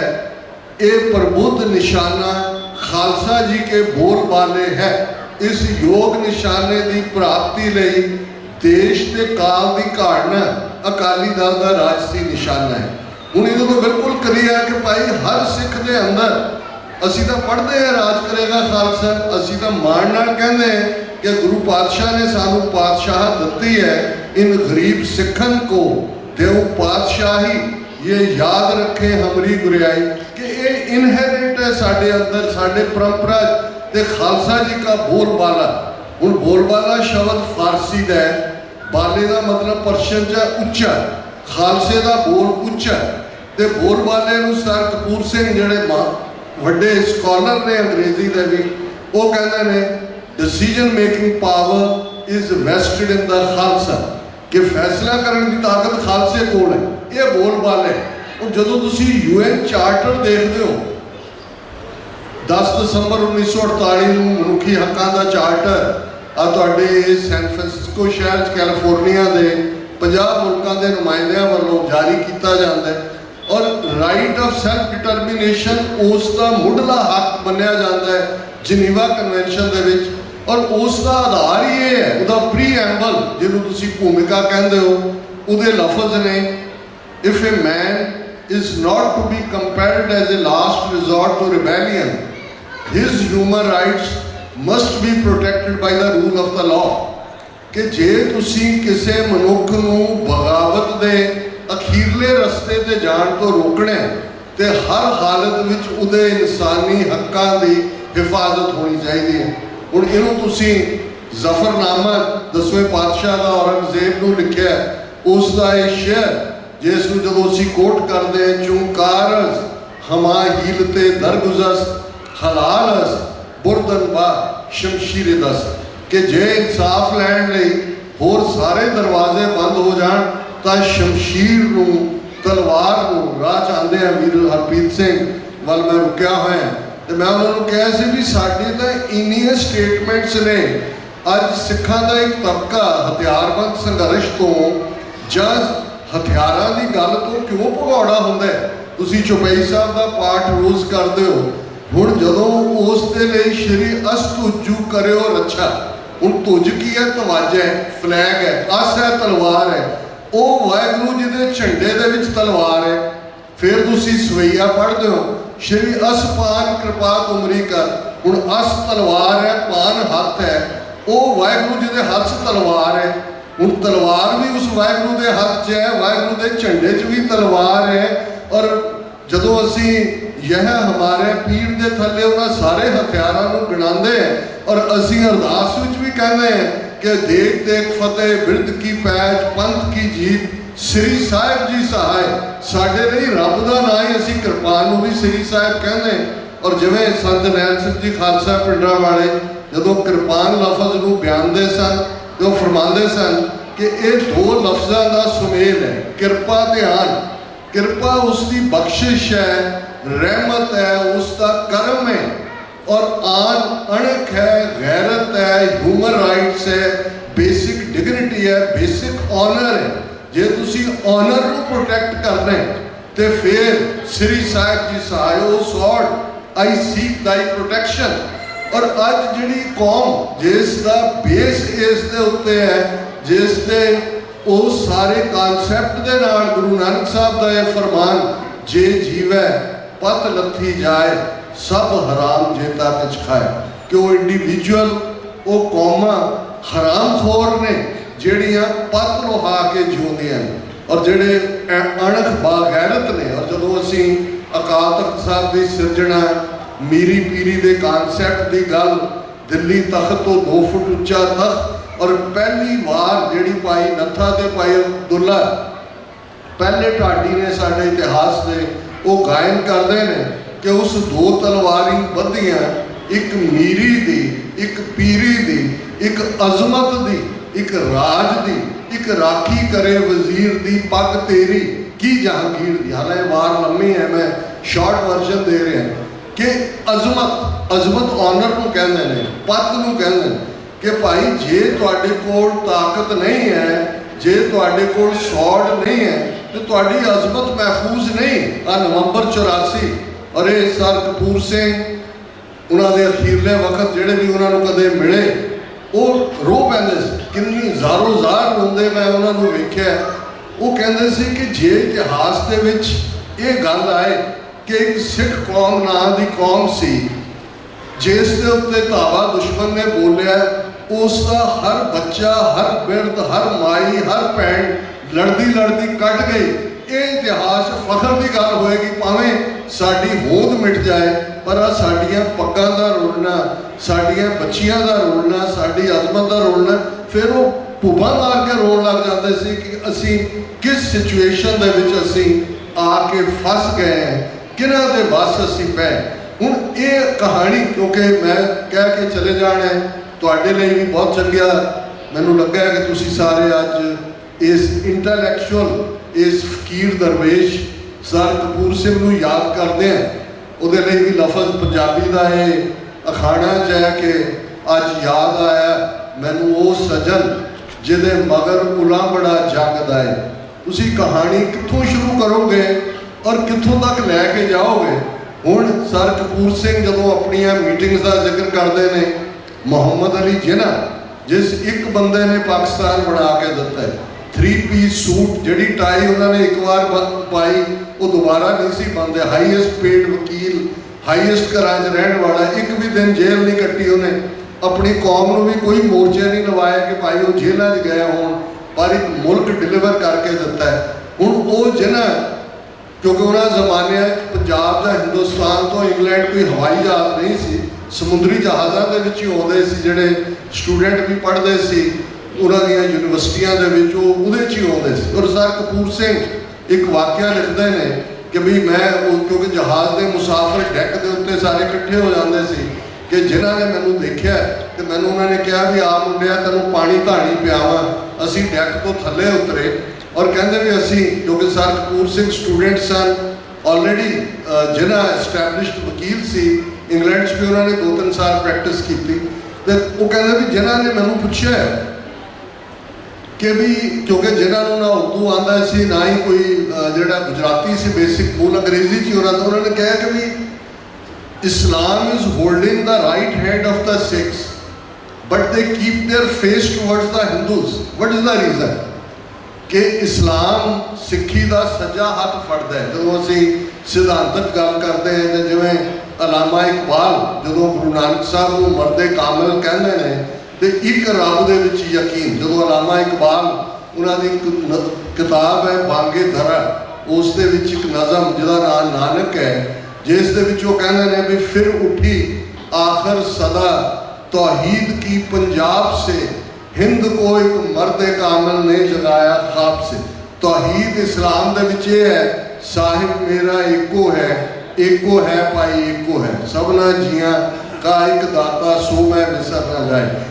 ये इसनूं इस्लाम के स्कॉलर रिकगनाइज करते हैं कि जिहड़ी तौहीद एक रब एक अल्लाह के अल्लाह का कोई शिरक नहीं है या शरीक नहीं है, ये सिक्खी का बेस है। और ये गल जो अलामा इकबाल उन्होंने जिक्र भी मैं कराँगा क्योंकि अलामा इकबाल लाहौर च होंदे हैं उन्होंने, और सर कपूर सिंह साची साहब जी लिखते हैं कि भाई मैं अक्सर अलामा इकबाल को मिल जाता सी, प्रोफैसर भी सी मेरा, और असी उन्होंने घर को मुरशद खाना कहते क्योंकि वो एक जिवें मैं मौलाना रूमी का जिक्र किया उन्होंने तो प्रभावित एक बड़ा अलामा मिस्टिक होया।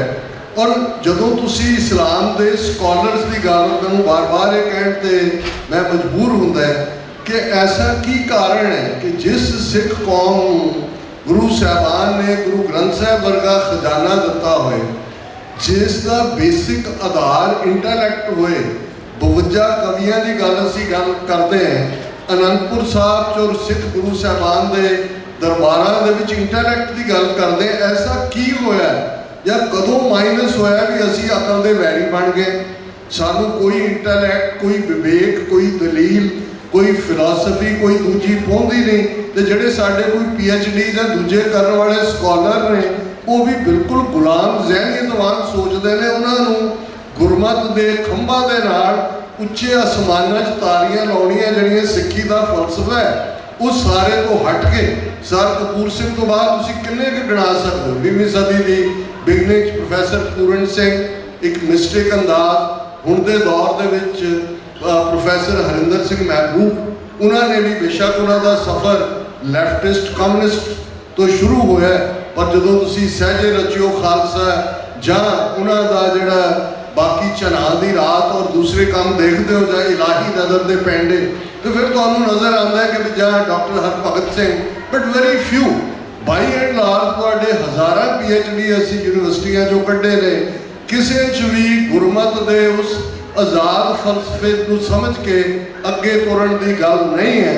और अलामा इकबाल वर्गा स्कॉलर जिस तो सर साहब प्रभावित होंदे ने, वो बड़ी चंगी तरह समझदा है कि दुश्मन कौन है और किवें, और पाकिस्तान का थॉट बेशक बनाया जिन्होंने थॉट अलामा इकबाल ने दिता है। और नानक नज़म दे विच अलामा इकबाल जदों ये कहंदे ने कि भाई ये जिहड़ा धरती है जिस दे उत्ते उन्होंने पहला बुद्ध तो गल शुरू की कि तुमने पैगामे गौतम की ज़रा परवाह न की, कदर जानी ना अपने गौहर यकदाना की। यकदाना होंदा यूनीक इंटैलेक्चुअल कि गौतम ने जो मैसेज दिता है भी ये धरती जिहड़ी है तुसी बिल्कुल परवाह नहीं की, इन्ना यूनीक विजडम का मालक आया कि तुमने पैगामे गौतम की ज़रा परवाह न की, कदर जानी ना अपने गौहर यकदाना की। उन्होंने कहा भी बुद्ध का मैसेज की सी कि आश्कार उसने किया जो जिंदगी का राज था, हिंद को लेकिन ख्याली फलसफा पे नाज था, शमाए हक से जो मुनव्वर हो ये वो महफिल न थी, बारिश रहमत हुई लेकिन ज़मी काबल न थी।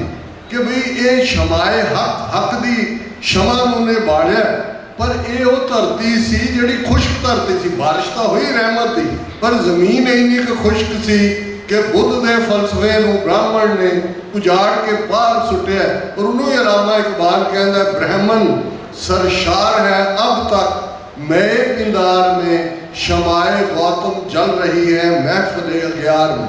कि अज भी ब्राह्मण इत्थे हंकार की शराब दे विच, मैं शराब को कहते हैं इसलिए पुराना शराब खाने का नाम मैखाना होंदा सी कि भाई अज भी ब्राह्मण हंकार के नशे च है। और गौतम की गल महफिल अग्यार, China, Vietnam, North Korea, South Korea, Thailand, Indochina के इन्हां सारे मुल्कों में बुद्ध की गल है।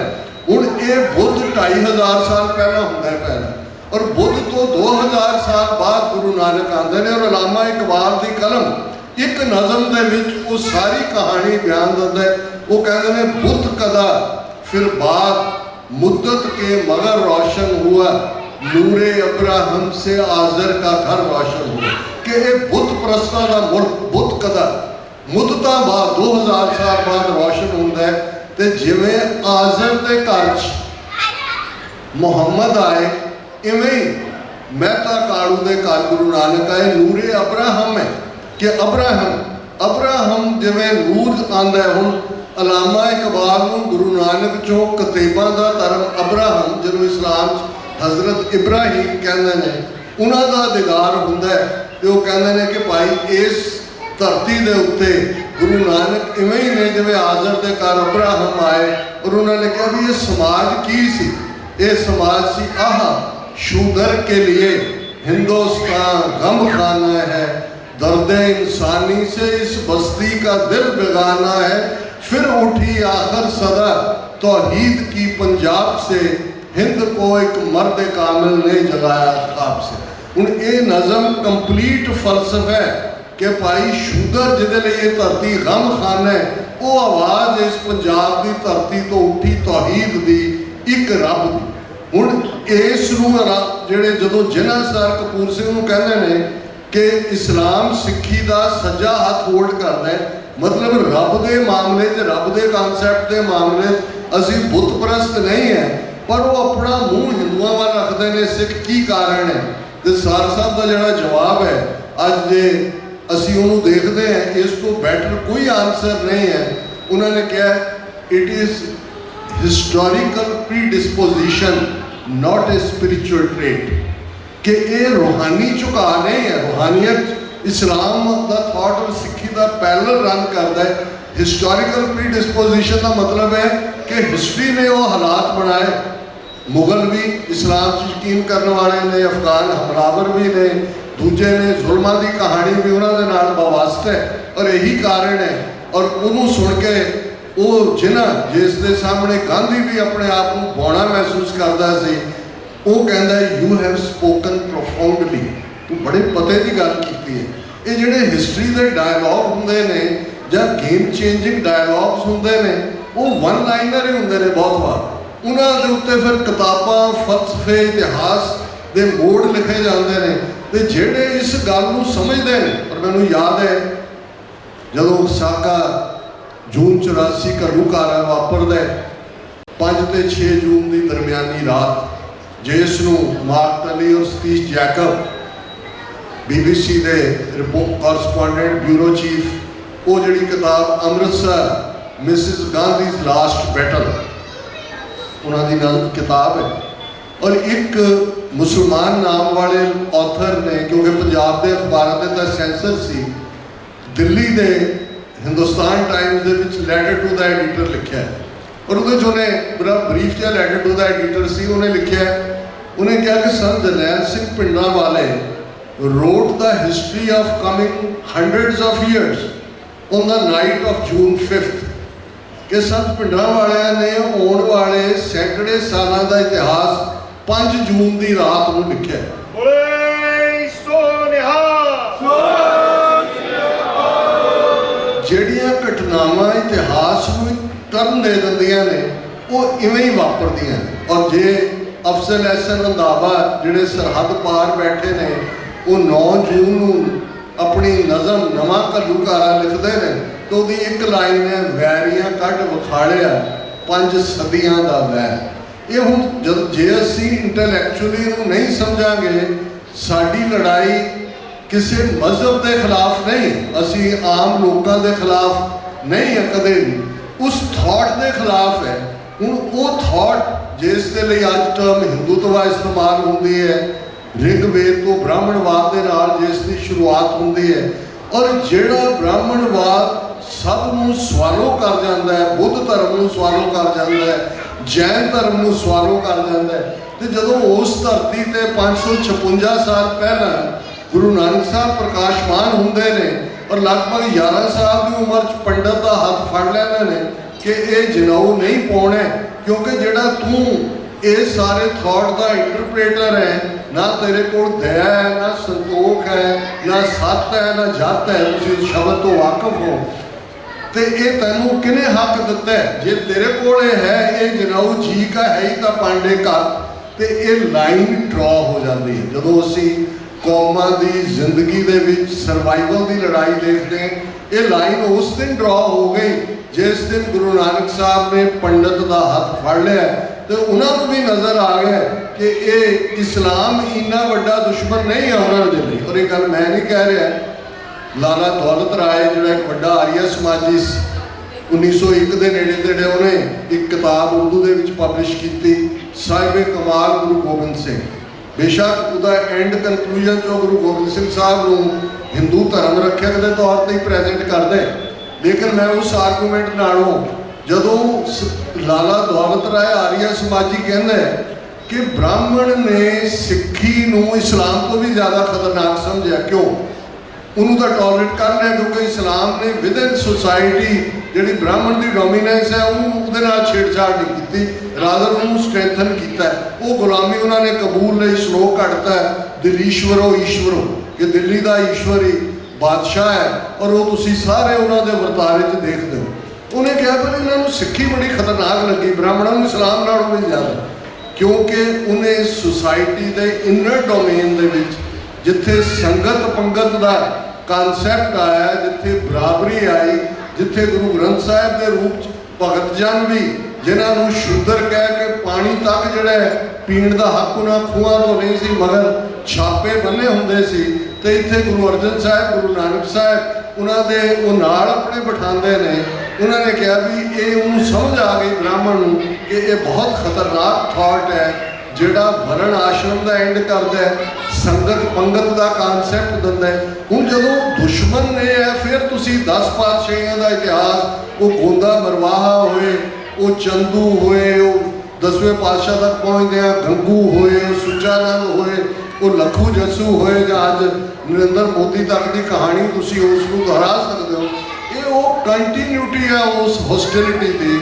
ਔਰ ਸਰ ਕਪੂਰ ਸਿੰਘ ਦੇ ਕੋਲ ਉਹ ਪਾਰਕੂ ਅੱਖ ਸੀ ਕਿ ਉਹ ਸੱਚ ਤੇ ਕੱਚ ਦੇ ਵਿੱਚ ਜਿਹੜੀ ਇੱਕ ਬਰੀਕ ਲਾਈਨ ਹੁੰਦੀ ਹੈ, ਜਿਹੜੀ ਦੁਸ਼ਮਣ ਸਾਨੂੰ ਵੱਡਾ ਭਾਈ ਕਹਿ ਕੇ, ਖੜਕਤਾਰੀ ਪੂਜਾ ਕਹਿ ਕੇ, ਜਾਂ ਸਾਡਾ ਹੀ ਹਿੱਸਾ ਉਹ ਤੁਸੀਂ ਨੌ ਮਾਸ ਦਾ ਰਿਸ਼ਤਾ ਕਹਿ ਕੇ ਕਿਵੇਂ ਸਾਨੂੰ ਆਪਣੇ 'ਚ ਜਜ਼ਬ ਕਰਨਾ ਚਾਹੁੰਦਾ ਹੈ, ਉਸ ਲਈ ਉਹਨਾਂ ਨੇ ਬਾਰ-ਬਾਰ ਅਗਾਹ ਕੀਤਾ।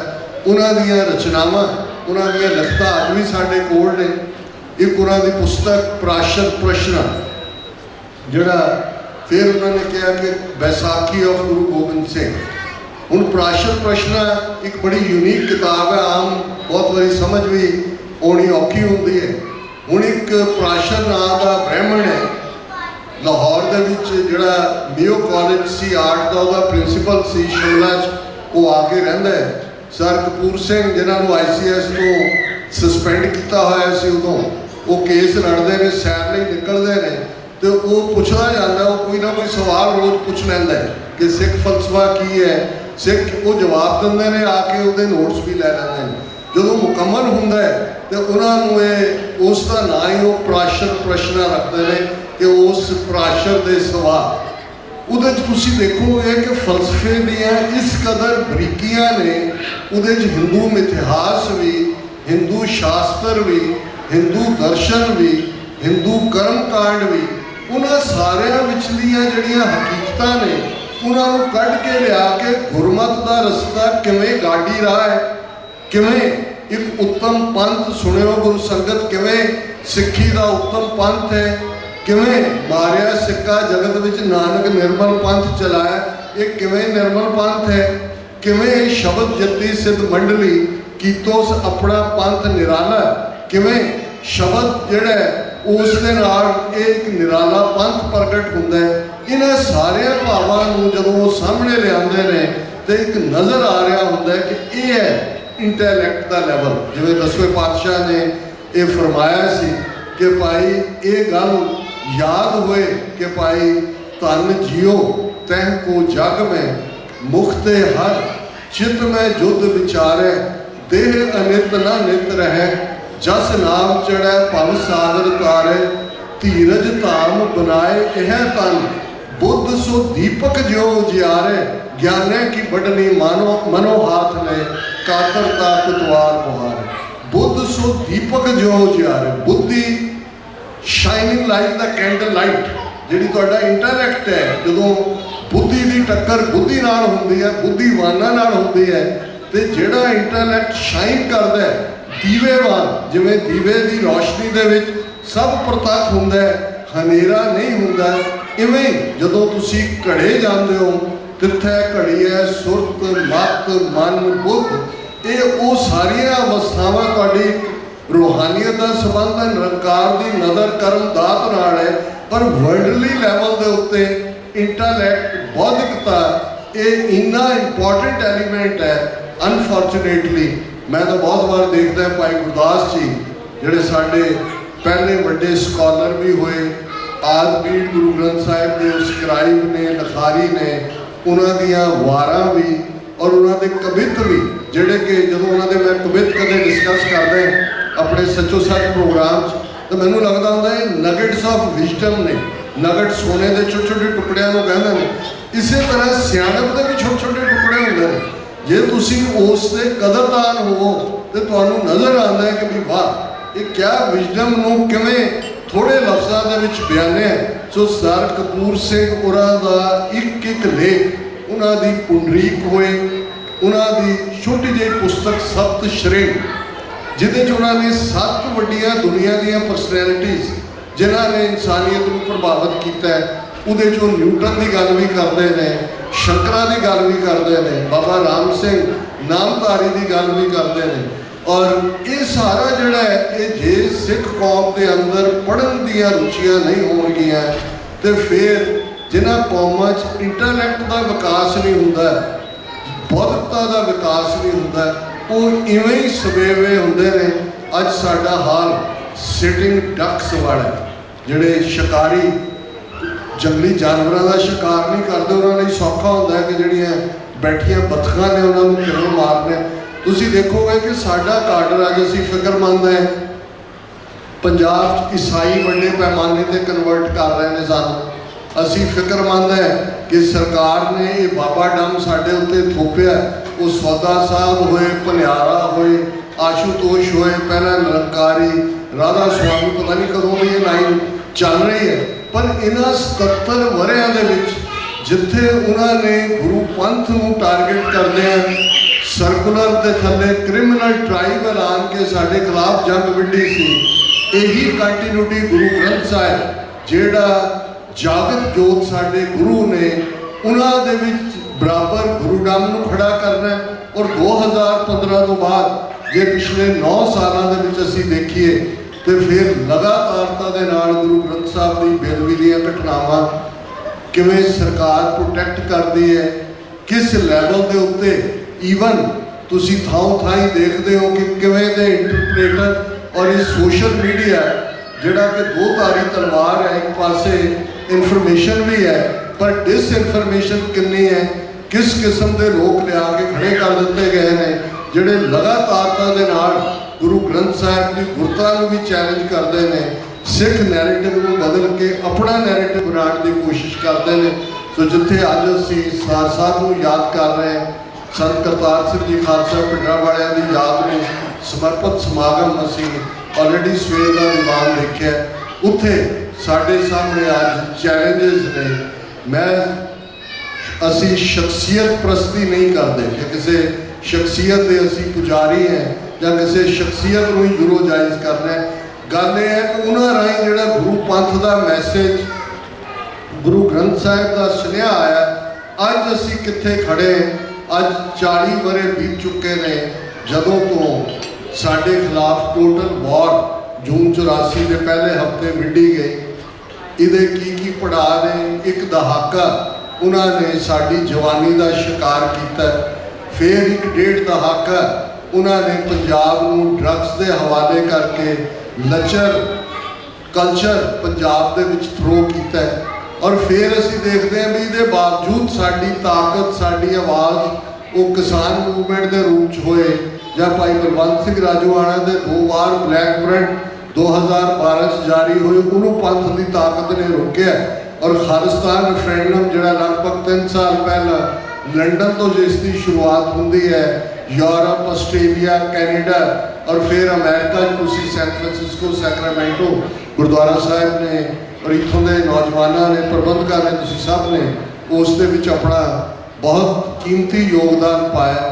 ਹੁਣ ਇਹ ਕਿੰਨੀ ਵੱਡੀ ਉਹਨਾਂ ਦੇ ਲਈ ਚੈਲੰਜਿੰਗ ਲਾਈਨ ਬਣੀ ਕਿ ਉਹਨਾਂ ਦੀਆਂ ਏਜੰਸੀਆਂ ਨੇ ਜੋ ਕੁਝ ਪੰਜਾਬ 'ਚੋਂ ਕਰ ਹੀ ਰਹੇ ਸੀ, ਲੇਕਿਨ ਅੱਜ ਜਿਹੜੀ ਇੱਕ ਟਰਮ ਅੱਜ ਸਾਡੇ ਬਹੁਤ ਸਾਰੇ ਨੌਜਵਾਨ ਵੀ ਇਸ ਦਾ ਇਸਤੇਮਾਲ ਕਰਦੇ ਨੇ, ਟ੍ਰਾਂਸਨੈਸ਼ਨਲ ਰਿਪਰੈਸ਼ਨ ਕ੍ਰਾਈਮ। ਹੁਣ ਟ੍ਰਾਂਸਨੈਸ਼ਨਲ ਜਿਹੜਾ ਇੰਟਰਨੈਸ਼ਨਲ ਲਾਅ ਦੀ ਤੋਹੀਨ ਹੈ, ਜਿਹੜੀ ਇਹਨਾਂ ਮੁਲਕਾਂ ਦੀ ਸੋਵਰਨਟੀ ਦੀ ਤੋਹੀਨ ਹੈ। ਤੁਸੀਂ ਦੇਖਦੇ ਹੋ ਕਿ ਮਈ 2023 ਦੇ ਵਿੱਚ ਲਾਹੌਰ ਦੇ ਵਿੱਚ ਭਾਈ ਪਰਮਜੀਤ ਸਿੰਘ ਪੰਜਵੜ ਦਾ ਕੋਲਡ ਬਲੱਡਡ ਮਰਡਰ ਹੁੰਦਾ ਹੈ। 15 ਜੂਨ 2023 ਨੂੰ ਬਰਮਿੰਗਮ UK ਦੇ ਵਿੱਚ ਭਾਈ ਅਵਤਾਰ ਸਿੰਘ ਖੰਡਰ ਉਸ ਰਸ਼ੀਅਨ ਮਾਰਨ ਦੀ ਟੈਕਨੀਕ ਕੈਮੀਕਲ ਵੈਪਨ ਰਾਹੀਂ ਉਹਨਾਂ ਨੂੰ ਸ਼ਹੀਦ ਕੀਤਾ ਜਾਂਦਾ ਹੈ। 18 ਜੂਨ 2023 ਨੂੰ ਭਾਈ ਹਰਦੀਪ ਸਿੰਘ ਨਿੱਜਰ ਜਿਹੜੇ ਗੁਰੂ ਨਾਨਕ ਗੁਰਦੁਆਰਾ ਸਾਹਿਬ ਸਰੀ ਦੇ ਮੁੱਖ ਸੇਵਾਦਾਰ, ਖਾਲਿਸਤਾਨ ਰੈਫਰੈਂਡਮ ਦੇ ਇੱਕ ਪਿਲਰ ਕੈਨੇਡਾ, ਉਹਨਾਂ ਨੂੰ ਸ਼ਹੀਦ ਕੀਤਾ ਜਾਂਦਾ ਹੈ। ਔਰ ਫਿਰ ਗੁਰਪਤਵੰਤ ਸਿੰਘ ਪੰਨੂ ਮਰਡਰ ਪਲਾਟ ਫਾਇਲਡ, ਜਿਹੜੀ ਸਟੋਰੀ ਅੱਜ ਦੁਨੀਆ ਜਾਣਦੀ ਹੈ ਕਿ ਕਿਵੇਂ ਨਿਊਯਾਰਕ ਦੇ ਵਿੱਚ ਉਹਨਾਂ ਨੇ ਪਲਾਟ ਰਚਿਆ। ਪਰ ਇਹ ਇਕੱਲੀ ਇੱਕ ਲੈਵਲ ਤੱਕ ਗੱਲ ਨਹੀਂ ਹੈ। ਔਰ ਅਕਸਰ ਜਦੋਂ ਅਸੀਂ ਉਹਨਾਂ ਦੇ ਇਸ ਕ੍ਰਾਈਮ ਨੂੰ ਦੇਖਦੇ ਹਾਂ ਤੇ ਫਿਰ ਸਾਨੂੰ ਇਹ ਘੱਟੋ ਘੱਟ ਸਮਝ ਲੈਣਾ ਚਾਹੀਦਾ ਹੈ ਕਿ ਭਾਈ ਅਸੀਂ ਕੁਝ ਵੀ ਹੋਈਏ, ਆਪਸ ਦੇ ਵਿੱਚ ਸਾਡੇ ਲੱਖ ਭੇਦ ਹੋਣ। ਜਦੋਂ ਅਸੀਂ ਸਿੰਘਾਂ ਦੇ ਨਾਲ ਵਿਚਾਰ ਵੀ ਕਰ ਰਹੇ ਸੀ ਤੇ ਭਾਈ ਚਰਮਨ ਸਿੰਘ ਹੋਰਾਂ ਨੇ ਕਿਹਾ ਕਿ ਭਾਈ ਇਹ ਵੀ ਅਸੀਂ ਗੱਲ ਕਰੀਏ ਕਿ ਅੱਜ ਜਿੱਥੇ ਕਿ ਅਸੀਂ ਖੜੇ ਹਾਂ ਸਾਰੇ, ਸਾਨੂੰ ਵੀ ਨਜ਼ਰ ਆ ਰਿਹਾ ਹੈ ਕਿ ਦੁਸ਼ਮਣ ਨੇ ਕਿਸ ਹੱਦ ਤੱਕ ਇਸ ਲੜਾਈ ਨੂੰ ਇਹਨਾਂ ਮੁਲਕਾਂ ਦੇ ਵਿੱਚ ਵੀ ਸਾਡੀਆਂ ਗਰੂਹਾਂ ਤੇ ਲੈ ਆਉਂਦਾ ਹੈ। ਪੰਜਾਬ ਦੇ ਵਿੱਚ ਕਿਹਦਾ ਕੀ ਕਿਰਦਾਰ ਹੈ ਜੇ ਅਸੀਂ ਦੇਖਣਾ ਹੋਇਆ, ਹਰ ਚੌਥੇ ਦਿਨ ਉਸ ਜਿਹੜਾ ਰੇਪਿਸਟ ਮਰਡਰ ਸੌਦਾ ਸਾਹਿਬ ਹੈ ਉਹਨੂੰ ਕਦੇ ਫਰਲੋ ਕਦੇ ਪੈਰੋਲ ਤੇ ਛੱਡਿਆ ਹੁੰਦਾ ਹੈ।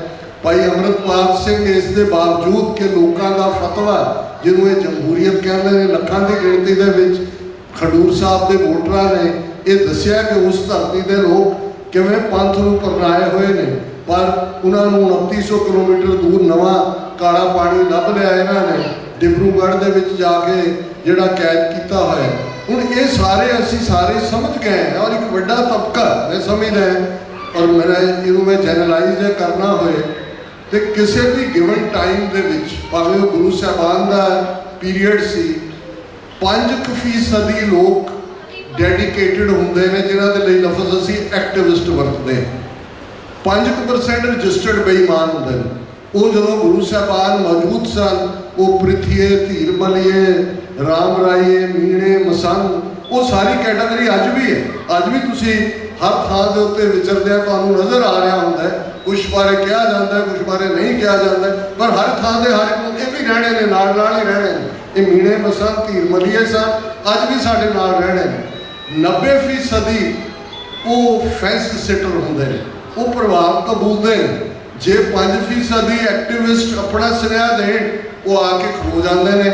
ਜਿਵੇਂ ਸਾਰੀ ਮੂਵਮੈਂਟ 10 ਵਰ੍ਹਿਆਂ 84 ਤੋਂ 94 95 ਤੱਕ ਕਿਵੇਂ ਜੇ ਖਾਲਿਸਤਾਨ ਦੇ ਐਲਾਨੇ ਵਿੱਚ ਕਿਹਾ ਗਿਆ ਸੀ ਕਿ ਸੰਗਤਾਂ ਦੇ ਘਰ ਹੀ ਖਾਲਸੇ ਦੇ ਕਿਲੇ ਨੇ, ਤੇ ਕਿਵੇਂ ਲੋਕਾਂ ਨੇ ਕਿੰਨਾ ਸਫ਼ਰ ਕੀਤਾ ਘਰਾਂ ਦੇ ਵਿੱਚ, ਕਿਵੇਂ ਚਾਅ ਦੇ ਨਾਲ ਉਹਨਾਂ ਨੂੰ ਚਾਅ ਚੜ੍ਹ ਜਾਂਦਾ ਸੀ ਸਿੰਘ ਆਏ ਨੇ। ਲੇਕਿਨ ਦੁਸ਼ਮਣ ਨੇ ਕਿਵੇਂ ਉਸ ਵੈਪਨ ਨੂੰ ਬਲੈਕ ਕੈਟਸ ਬਣਾ ਕੇ ਔਰ ਦੂਸਰਾ ਕਰਕੇ ਲੋਕਾਂ 'ਚ ਉਹਨੂੰ ਤੋੜਨ ਦੀ ਕੋਸ਼ਿਸ਼ ਕੀਤੀ। ਇਹੀ ਹਾਲ ਅੱਜ ਵੀ ਜੇ ਖਡੂਰ ਸਾਹਿਬ ਔਰ ਫਰੀਦਕੋਟ ਉਹਨਾਂ ਦੇ ਵੋਟਰ ਜਿਹੜੇ ਨੇ ਉਹ ਬੋਲਦੇ ਨੇ, ਉਹ ਪੰਥ ਹੀ ਬੋਲ ਰਿਹਾ। ਪੰਜਾਬ ਦੀ ਧਰਤੀ ਤੇ ਸਤਿਗੁਰਾਂ ਦੀ ਇੰਨੀ ਕਮਾਈ ਹੈ, ਉਹਦਾ ਸਾਨੂੰ ਫਿਕਰ ਕਰਨ ਦੀ ਲੋੜ ਨਹੀਂ ਹੈ। ਔਰ ਮੈਂ ਕੋਟ ਕਰ ਰਿਹਾ ਸੀ, ਸਿੰਘਾਂ ਨਾਲ ਬੈਠਿਆ, ਮੈਂ ਕਿਹਾ ਸਰ ਕਪੂਰ ਸਿੰਘ ਹੋਰਾਂ ਦੀ ਕੋਟ ਜਿਹੜੀ ਆਲ ਟਾਈਮ ਇਨ ਟਰੂ ਹੈ। ਉਹਨਾਂ ਨੇ ਉਹ ਕਹਿੰਦੇ ਸਨ ਕਿ ਵੀ ਹਰ ਸਾਜ਼ ਨੂੰ ਵਜਾਉਣ ਤੋਂ ਪਹਿਲਾਂ ਸੁਰ ਕੀਤਾ ਜਾਂਦਾ, ਉਹਦੀ ਟਿਊਨਿੰਗ ਕੀਤੀ ਜਾਂਦੀ। ਖਾਲਸਾ ਇੱਕ ਐਸਾ ਸਾਜ਼ ਹੈ ਜਿਹਨੂੰ 10 ਪਾਤਸ਼ਾਹੀਆਂ ਨੇ ਸੁਰ ਕੀਤਾ ਹੋਇਆ, ਇਹਦੀ ਟਿਊਨਿੰਗ ਦੀ ਲੋੜ ਨਹੀਂ ਹੈ। ਠੀਕ ਨੋਟ ਦੇ ਉੱਤੇ ਉਂਗਲ ਰੱਖਣ ਦੀ ਲੋੜ ਹੈ। ਇਸ ਸਾਜ਼ ਨੇ ਗੁੰਜਾਰਾਂ ਪਾ ਦੇਣੀਆਂ ਨੇ।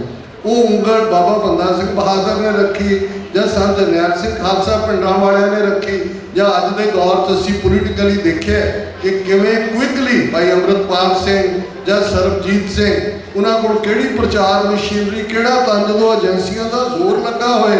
ਇਹਦੇ ਬਾਵਜੂਦ ਜੇ ਪੰਜਾਬ 'ਚੋਂ ਪੰਥ ਦੀ ਆਵਾਜ਼ ਨਿਕਲਦੀ ਹੈ, ਇਹ ਸਾਡੀ ਸਟਰੈਂਥ ਹੈ।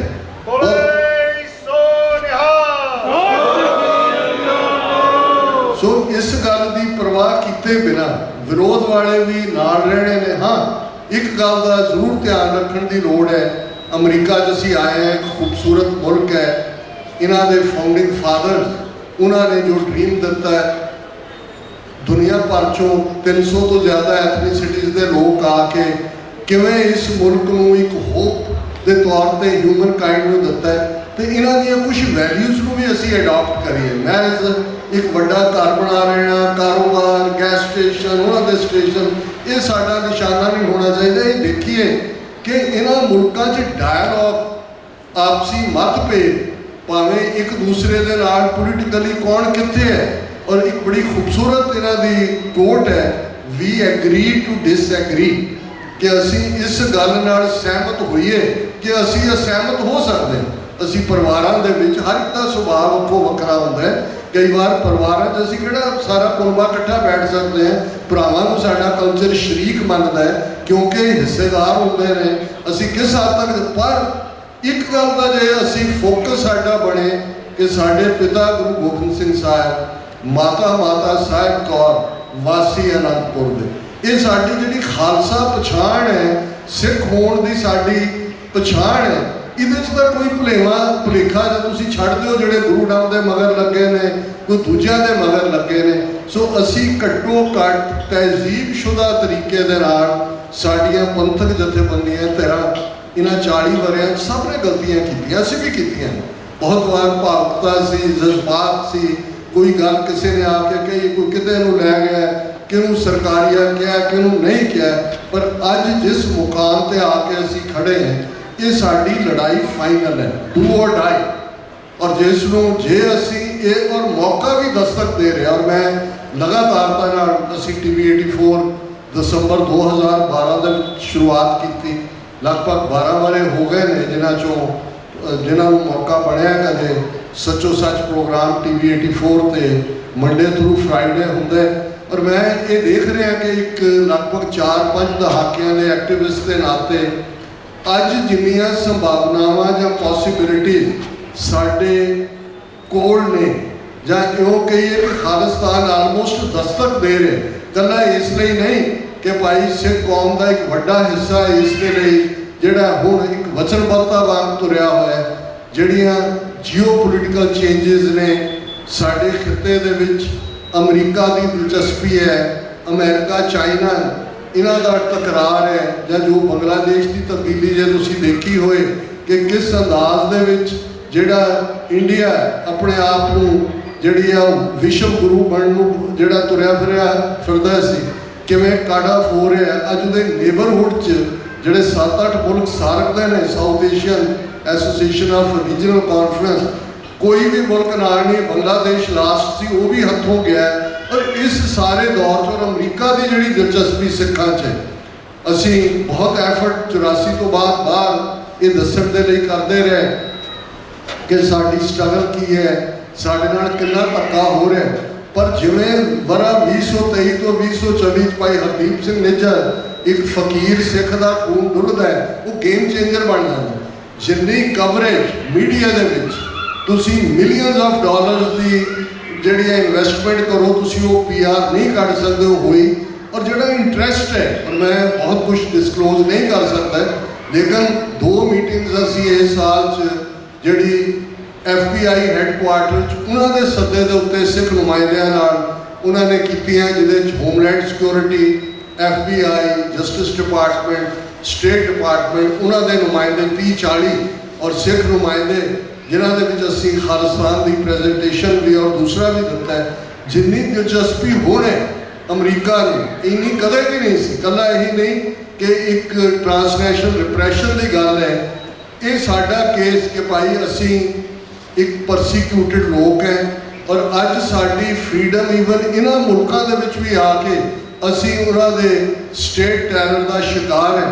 ਪਰ ਦੁਨੀਆ ਦੇ ਵਿੱਚ ਜਿਹੜੇ ਫੈਸਲੇ ਨੇ ਉਹ ਵੈਸਟਡ ਇੰਟਰਸਟ ਕਰਦੇ ਨੇ, ਹਿੱਤ ਕਰਦੇ ਨੇ, ਸਟ੍ਰੈਟੇਜਿਕ ਇੰਟਰਸਟ ਕਰਦੇ ਨੇ, ਫਾਈਨੈਂਸ਼ੀਅਲ ਇੰਟਰਸਟ ਕਰਦੇ ਨੇ, ਪੋਲੀਟੀਕਲ ਇੰਟਰਸਟ ਕਰਦੇ ਨੇ। ਔਰ ਸਾਡਾ ਖਿੱਤਾ 50,340 ਕਿਲੋਮੀਟਰ ਦੇ ਕਰੀਬ ਉਹ ਹੈ ਜਿੱਥੇ ਅੱਜ ਅਸੀਂ ਮੈਜੋਰਿਟੀ 'ਚ ਹੈ। ਬੇਸ਼ੱਕ ਸਾਡਾ ਦੁਸ਼ਮਣ ਡੈਮੋਗ੍ਰਾਫੀ ਬਦਲਣ ਦੀ ਕੋਸ਼ਿਸ਼ ਕਰ ਰਿਹਾ ਹੈ। ਔਰ ਪਿਛਲੇ 2 ਹਫ਼ਤੇ ਪਹਿਲਾਂ ਮੈਂ ਐਟਲਾਂਟਾ ਜਾਰਜੀਆ ਸੀ, ਉੱਥੇ ਵੀ ਮੈਂ ਸੰਗਤ ਨੂੰ ਅਪੀਲ ਕੀਤੀ ਸੀ ਇੱਕ ਰੁਝਾਨ, ਔਰ ਮੈਂ ਅੱਜ ਇੱਥੇ ਵੀ ਅਪੀਲ ਕਰਨਾ ਚਾਹੁੰਦਾ। ਤੁਹਾਡੇ ਕੋਲ ਕਿੱਲਾ ਜ਼ਮੀਨ ਹੈ, 2 ਕਿੱਲਾ ਜ਼ਮੀਨ ਹੈ, ਤੁਹਾਨੂੰ ਲੱਗਦਾ ਜੀ ਤੁਸੀਂ ਤਾਂ ਪੰਜਾਬ ਜਾ ਕੇ ਰਹਿਣਾ ਨਹੀਂ, ਤੁਹਾਡੇ ਪੁੱਤਰ ਪੋਤਰੇ ਦੋਤਰੇ ਉਹਨਾਂ ਨੇ ਮਤ ਵੇਚੋ ਜ਼ਮੀਨ। ਫਲਸਤੀਨੀਆਂ ਦਾ ਹਾਲ ਦੇਖ ਲਓ। ਇਹੀ ਗਲਤੀ ਕਦੇ ਉਹਨਾਂ ਨੇ ਕੀਤੀ ਸੀ। 10-10 ਗੁਣਾ ਕੀਮਤਾਂ ਉਹਨਾਂ ਨੂੰ ਦੇ ਕੇ ਫਲਸਤੀਨੀਆਂ ਤੋਂ ਜ਼ਮੀਨਾਂ, ਯਹੂਦੀ ਉੱਥੇ 10ਵੀਂ ਸਦੀ ਤੋਂ ਜ਼ਿਆਦਾ ਨਹੀਂ ਸੀ ਜਦੋਂ ਆਟੋਮਨ ਅੰਪਾਇਰ ਦੇ ਥੱਲੇ ਇਹ ਫਲਸਤੀਨ ਦੀ ਸਟੇਟ ਸੀ। ਮਤ ਵੇਚੋ ਆਪਣੀਆਂ ਜ਼ਮੀਨਾਂ ਔਰ ਇਸ ਦੀ ਕੋਸ਼ਿਸ਼ ਕਰੋ। ਨਹੀਂ ਵੀ ਹੈ ਤੁਹਾਡੇ ਭਰਾ ਭਤੀਜੇ ਸ਼ਰੀਕ, ਉਹਨਾਂ ਨੂੰ ਦੇ ਦਿਓ, ਕੋਈ ਗੱਲ ਨਹੀਂ ਹੈ, ਕਿਉਂਕਿ ਉਹਨਾਂ ਦਾ ਨੈਕਸਟ ਨਿਸ਼ਾਨਾ ਇਹੀ ਹੈ ਜੋ ਕੁਝ ਉਹਨਾਂ ਨੇ ਜੰਮੂ ਕਸ਼ਮੀਰ 'ਚ ਕੀਤਾ ਹੈ। ਤੁਸੀਂ ਦੇਖੋ ਉਹਨਾਂ ਦੇ 2 ਜੰਮੂ ਕਸ਼ਮੀਰ, ਇੱਕ ਯੂਨੀਅਨ ਟੈਰੀਟਰੀ ਲੱਦਾਖ, ਦੂਜੀ ਯੂਨੀਅਨ ਟੈਰੀਟਰੀ, ਔਰ ਉੱਥੇ ਤੇਜ਼ੀ ਦੇ ਨਾਲ ਪੋਪੂਲੇਸ਼ਨ ਗ੍ਰਾਫ ਅਡਾਨੀਆਂ ਦੇ ਹਵਾਲੇ ਕਰਤਾ ਹੈ। ਫਿਰ ਜਿਵੇਂ ਚੰਡੀਗੜ੍ਹ ਦੀ ਪੋਪੂਲੇਸ਼ਨ ਅੱਜ 13% ਵੀ ਸਿੱਖ ਚੰਡੀਗੜ੍ਹ 'ਚ ਨਹੀਂ ਨੇ, ਬਣਾਇਆ ਪੰਜਾਬ ਦੇ ਲਈ, ਪਰ ਇਹਨਾਂ ਨੇ ਫੈਸਲਾ ਕੀਤਾ ਕਿ ਜਿਹੜੀ ਲੇਬਰ ਲੱਗੀ ਹੈ ਸ਼ਹਿਰ ਬਣਾਉਣ ਲਈ, ਜਿਹੜੇ ਪੰਜਾਬੀ ਰੀਜਨ ਦੇ ਪਿੰਡ ਜਾੜੇ ਉਹਨਾਂ ਨੂੰ ਕੋਈ ਪ੍ਰੋਡ ਨਹੀਂ, ਉਹ ਸਾਰੀ ਲੇਬਰ ਦੇ ਘਰ ਬਣਾ ਦਿੱਤੇ। ਇਹੀ ਪੰਜਾਬ 'ਚ ਪਾਰਟ ਹੈ। ਡੈਮੋਗ੍ਰਾਫੀ ਬਦਲਣਾ ਇਹਨਾਂ ਦੇ ਲਈ ਪ੍ਰਾਇੋਰਟੀ ਦੇ ਵਿੱਚ ਹੈ। ਜੇ ਇਹਨਾਂ ਨੂੰ ਪੰਜਾਬ ਤੋੜਨਾ ਵੀ ਪਿਆ, ਪਠਾਨਕੋਟ ਜ਼ਿਲ੍ਹਾ, ਦੂਜੇ ਤੀਜੇ ਜੰਮੂ ਰੀਜਨ, ਅਬੋਹਰ ਫਾਜ਼ਿਲਕਾ ਰਾਜਸਥਾਨ ਨਾਲ ਲੜਾ ਦਿਓ। ਸੋ ਇਸ ਗੱਲ ਬਾਰੇ ਅਵੇਅਰ ਹੋਵੋ ਕਿ ਪੰਜਾਬ ਸਾਡੀ ਗੁਰੂਆਂ ਦੀ ਧਰਤੀ ਹੈ, ਪੰਜਾਬ ਸਾਡਾ ਹੋਮਲੈਂਡ ਹੈ, ਪੰਜਾਬ ਦੇ ਨਾਲ ਸਾਡੇ ਸਾਹ ਜੁੜੇ ਹੋਏ ਨੇ। ਸਾਡੇ ਪ੍ਰਾਣ ਪਿਆਰੇ ਹਰਮੰਦਰ, ਅਸੀਂ ਦੋਨੋਂ ਵੇਲੇ ਜਦੋਂ ਅਰਦਾਸ ਸ੍ਰੀ ਅੰਮ੍ਰਿਤਸਰ ਜੀ ਦੇ ਇਸ਼ਨਾਨ ਮੰਗਦੇ ਹਾਂ, ਅਸੀਂ ਉਸ ਧਰਤੀ ਦੀ ਸੋਵਰਨਿਟੀ ਦੀ ਗੱਲ ਕਰਦੇ ਹਾਂ, ਮੀਰੀ ਪੀਰੀ ਦੀ ਗੱਲ ਕਰਦੇ ਹਾਂ। ਸਰ ਕਪੂਰ ਸਿੰਘ ਹੋਰਾਂ ਦਾ ਇੱਕ ਛੋਟਾ ਜਿਹਾ tracker, theopolitical status of Golden Temple, ਇਹ ਜੂਨ 84 ਤੋਂ ਬਾਅਦ Richmond Hill cultural society New York ਵਾਲਿਆਂ ਨੇ ਵੱਡੇ ਪੈਮਾਨੇ ਤੇ ਵੰਡਿਆ। ਉਹਦੇ 'ਚ ਉਹਨਾਂ ਨੇ ਕਿਹਾ ਵੀ ਸਾਡੇ ਲਈ ਅੰਮ੍ਰਿਤਸਰ ਕੀ ਹੈ?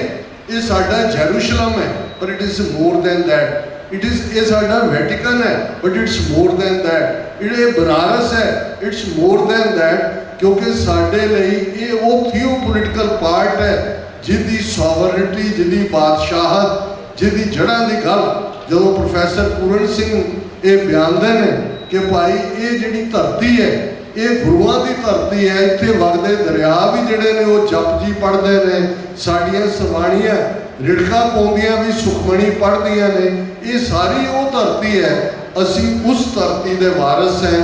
ਕੋਸ਼ਿਸ਼ ਕਰੋ ਆਪਣੇ ਬੱਚੇ ਬੱਚਿਆਂ ਨੂੰ ਆਪਣਾ ਇਤਿਹਾਸ ਸੁਣਾਓ। ਔਰ ਮੈਂ ਇਹ ਗੱਲ ਇਸ ਲਈ ਵੀ ਕਹਿਣੀ ਚਾਹੁੰਦਾ ਕਿਉਂਕਿ ਸਾਡੀ ਜਨਰੇਸ਼ਨ ਆਲਮੋਸਟ ਉਸ ਮੁਕਾਮ ਤੇ ਆ ਗਈ ਹੈ ਕਿ ਹਰ ਇੱਕ ਦੇ ਕੋਲ ਜ਼ਿੰਦਗੀ ਦੇ ਹੋਰ 5-7 ਸਾਲ ਜੇ ਅਕਾਲ ਪੁਰਖ ਦੇ ਤਾਂ ਨੇ, ਪਰ ਇਹ ਗੱਲ ਨੂੰ ਅੱਗੇ ਤੋਰਨਾ ਕਿੰਨਾ ਇੰਪੋਰਟੈਂਟ ਹੈ। ਜਿਵੇਂ ਤੁਸੀਂ ਅੱਜ ਵੀ ਦੇਖੋ, ਬੇਸ਼ੱਕ ਜੋ ਅੱਜ ਇਜ਼ਰਾਈਲ ਫਲਸਤੀਨੀਆਂ ਨਾਲ ਕਰ ਰਿਹਾ ਸੀ ਉਹਨੂੰ ਹਮੇਸ਼ਾ ਕੰਡੈਮ ਕਰਦੇ ਹੈ, ਪਰ ਤੁਸੀਂ ਦੇਖੋ ਕਿਵੇਂ 2-2.5 ਹਜ਼ਾਰ ਸਾਲ ਉਹਨਾਂ ਨੇ ਆਪਣੀ ਹਿਸਟਰੀ ਨੂੰ ਅਲਾਈਵ ਰੱਖਿਆ। ਕਿਵੇਂ ਉਹਨਾਂ ਨੇ ਅੱਜ ਵੀ ਜਦੋਂ ਪਾਸ ਓਵਰ ਆਉਂਦਾ ਹੈ, ਜਿਹੜੇ ਨਿਊਯਾਰਕ ਤੋਂ ਵਾਕਿਫ ਨੇ ਕਿ ਸਾਰੀ ਵਾਲ ਸਟਰੀਟ ਜਿਹੜੀ ਇਕੋਨਮੀ ਰਨ ਕਰਦੇ ਨੇ, ਉੱਧਰ ਟੈਕਸੀ ਵਾਲੇ ਵੀ ਕੰਮ ਨਹੀਂ ਕਰਦੇ, ਸਭ ਬੰਦ ਹੋ ਜਾਂਦਾ। ਅਮੀਰ ਤੋਂ ਅਮੀਰ ਯਹੂਦੀ ਵੀ ਜ਼ਮੀਨ ਦੇ ਉੱਤੇ ਸੌਂਦਾ ਹੈ, ਕੋਰਸ ਬ੍ਰੈਡ ਖਾਂਦੇ ਨੇ ਤੇ ਆਪਣੇ ਬੱਚਿਆਂ ਨੂੰ ਦੱਸ ਰਹੇ ਹੁੰਦੇ ਨੇ ਕਿ ਭਾਈ ਤੁਹਾਨੂੰ ਜਦੋਂ ਮੌਜ਼ਿਜ਼ ਨੇ ਇਜਿਪਟ ਦੀ ਗਰੀਬੀ ਚੋਂ ਕੱਢਿਆ ਸੀ, ਕਿਵੇਂ ਤੁਸੀਂ ਸਿਨਾਈ ਡੈਜ਼ਰਟ ਦੇ ਵਿੱਚ ਗਵਾਚੇ ਸੀ, ਕਿਵੇਂ ਤੁਹਾਨੂੰ ਆਹ ਕੁਛ ਹੀ ਖਾਣ ਨੂੰ ਮਿਲਿਆ ਸੀ, ਸ਼ੁਕਰਗੁਜ਼ਾਰ ਹੋਵੋ। ਔਰ ਹਰ ਯਹੂਦੀ ਮਾਂ ਸੌਣ ਲੱਗਿਆ ਬੱਚੇ ਬੱਚੀ ਦੇ ਕੰਨ 'ਚ ਕਹਿੰਦੇ ਸੀ ਕਿ ਕੱਲ ਤੂੰ ਜਦੋਂ ਉੱਠੇਗਾ ਜਾਂ ਉੱਠੇਗੀ ਤੇ ਤੇਰਾ ਮੁਲਕ ਯਹੂਦ ਮੁਲਕ ਹੋਂਦ ਦੇ ਵਿੱਚ ਆਇਆ ਹੋਏਗਾ। ਤੇ ਅਸੀਂ ਤਾਂ 175 ਸਾਲ ਪਹਿਲਾਂ 3 ਲੱਖ ਮੁਰੱਬਾ ਮੀਲ ਦੇਸ਼ ਦੀਆਂ ਹੱਦਾਂ ਦਰਾ ਖੈਬਰ ਤੋਂ ਲਦਾਖ ਤਿੱਬਤ ਤੱਕ ਔਰ ਸ਼ਿਕਾਰਪੁਰ ਸਿੰਧ ਤੋਂ ਲੈ ਕੇ ਸਤਲੁਜ ਦੇ ਪੈਰਾਂ ਤੱਕ ਸਨ।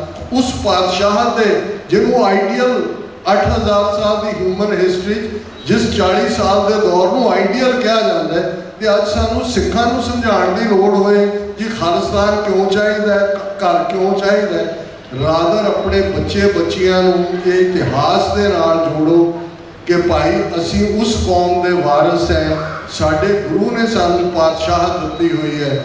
ਔਰ ਸਾਡਾ ਈਮਾਨ, ਸਾਡਾ ਫੇਥ, ਜਿਵੇਂ ਸਰ ਕਪੂਰ ਸਿੰਘ ਹੋਰਾਂ ਦੀ ਗੱਲ ਕਰਦੇ ਆ, ਮੈਂ ਕੰਕਲੂਡ ਕਰਾਂ, ਉਹ ਜਦੋਂ ਵਿਰਾਗ ਦੇ ਵਿੱਚ ਵੀ ਹੁੰਦੇ ਸਨ, ਜ਼ਾਰੋ ਜ਼ਾਰ ਹੋ ਵੀ ਰਹੇ ਹੁੰਦੇ ਸਨ, ਫਿਰ ਇੱਕਦਮ ਕੜਕ ਕਰਕੇ ਉੱਠ ਕੇ ਬਹਿ ਜਾਂਦੇ ਸੀ, ਕਹਿੰਦੇ ਸੀ ਨਹੀਂ ਅਸੀਂ ਜਿੰਨੇ ਮਰਜ਼ੀ ਡੂੰਘੇ ਖੂਹ 'ਚ ਡਿੱਗੇ ਹੋਈਏ, 10ਵੇਂ ਪਾਤਸ਼ਾਹ ਨੇ ਸਾਨੂੰ ਕੱਢਣਾ ਹੈ।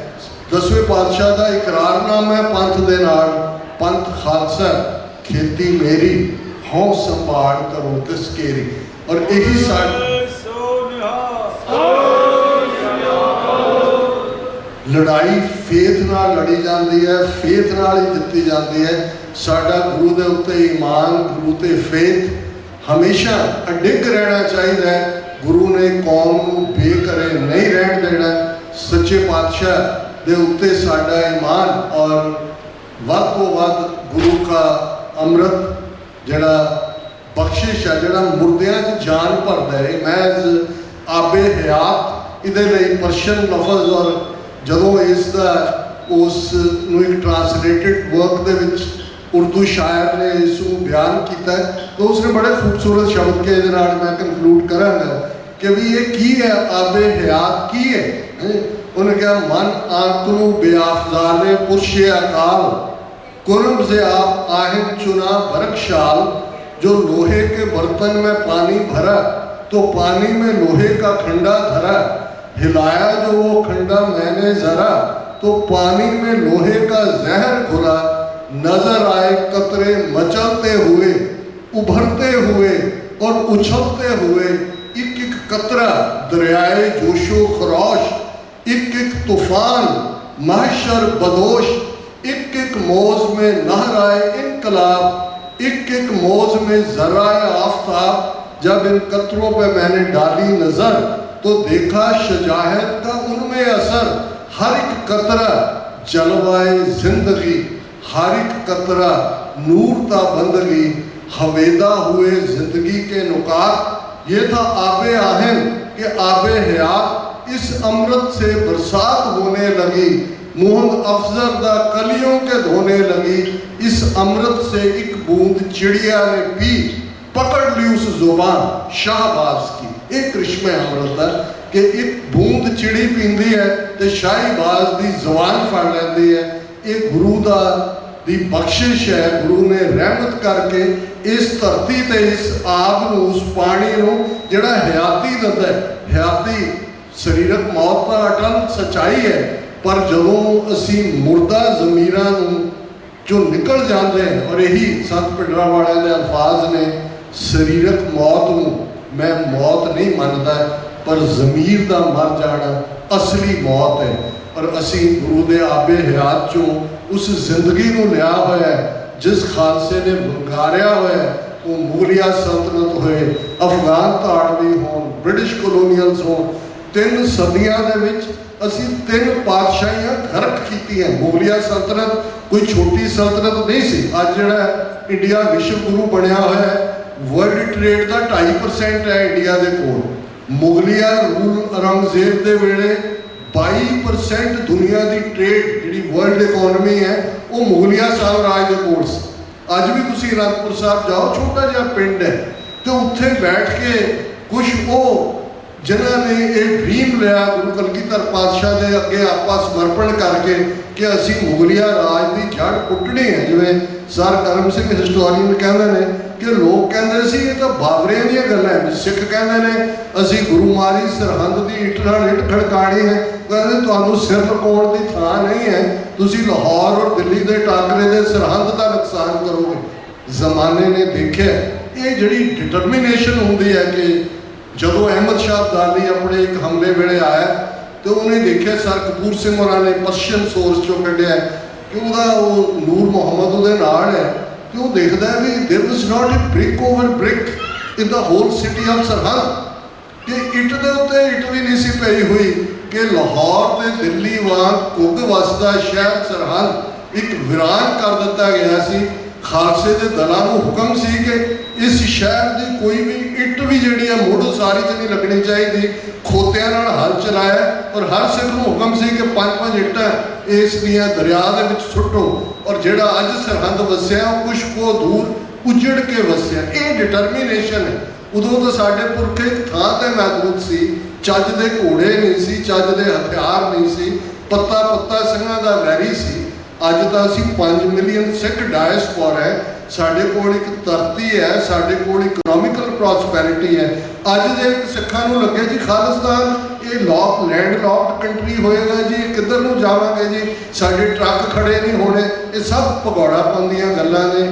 ਇਸ ਡਿਟਰਮੀਨੇਸ਼ਨ ਦੇ ਨਾਲ ਜੇ ਅਸੀਂ ਸੰਤ ਕਰਤਾਰ ਸਿੰਘ ਜੀ ਖਾਲਸਾ ਭਿੰਡਰਾਂਵਾਲਿਆਂ ਨੂੰ ਯਾਦ ਕਰ ਰਹੇ ਹਾਂ, ਸਰ ਕਪੂਰ ਸਿੰਘ ਹੋਰਾਂ ਨੂੰ ਯਾਦ ਕਰ ਰਹੇ ਹਾਂ, 20ਵੀਂ ਸਦੀ ਦੇ ਇਹ ਬਹੁਤ ਵੱਡੇ ਆਈਕੋਨਿਕ ਫਿਗਰਸ ਨੇ, ਛੋਟੇ ਨਹੀਂ ਨੇ, ਲੇਕਿਨ ਮੈਸੇਜ ਤਾਂ ਅਲਟੀਮੇਟਲੀ ਇਹੀ ਹੈ ਜੋ ਭਾਈ ਗੁਰਦਾਸ ਜੀ ਨੇ ਮੈਸੇਜ ਕਦੇ ਦਿੱਤਾ ਸੀ, ਕਿਸ ਉਦਮ ਤੇ ਰਾਜ ਮਿਲੇ ਸ਼ਤਰੂ ਤੇ ਸਭ ਹੋਵੇ ਮਿੱਤਰ, ਕਿ ਕਿਹੜਾ ਯਤਨ ਕੀਤਾ ਜਾਏ, ਕਿਹੜੀ ਵਿਉਂਤਬੰਦੀ ਹੋਏ, ਕਿਹੜੀ ਸਟ੍ਰੈਟਜੀ ਹੋਏ ਕਿ ਪੋਲੀਟੀਕਲ ਪਾਵਰ ਆਏ।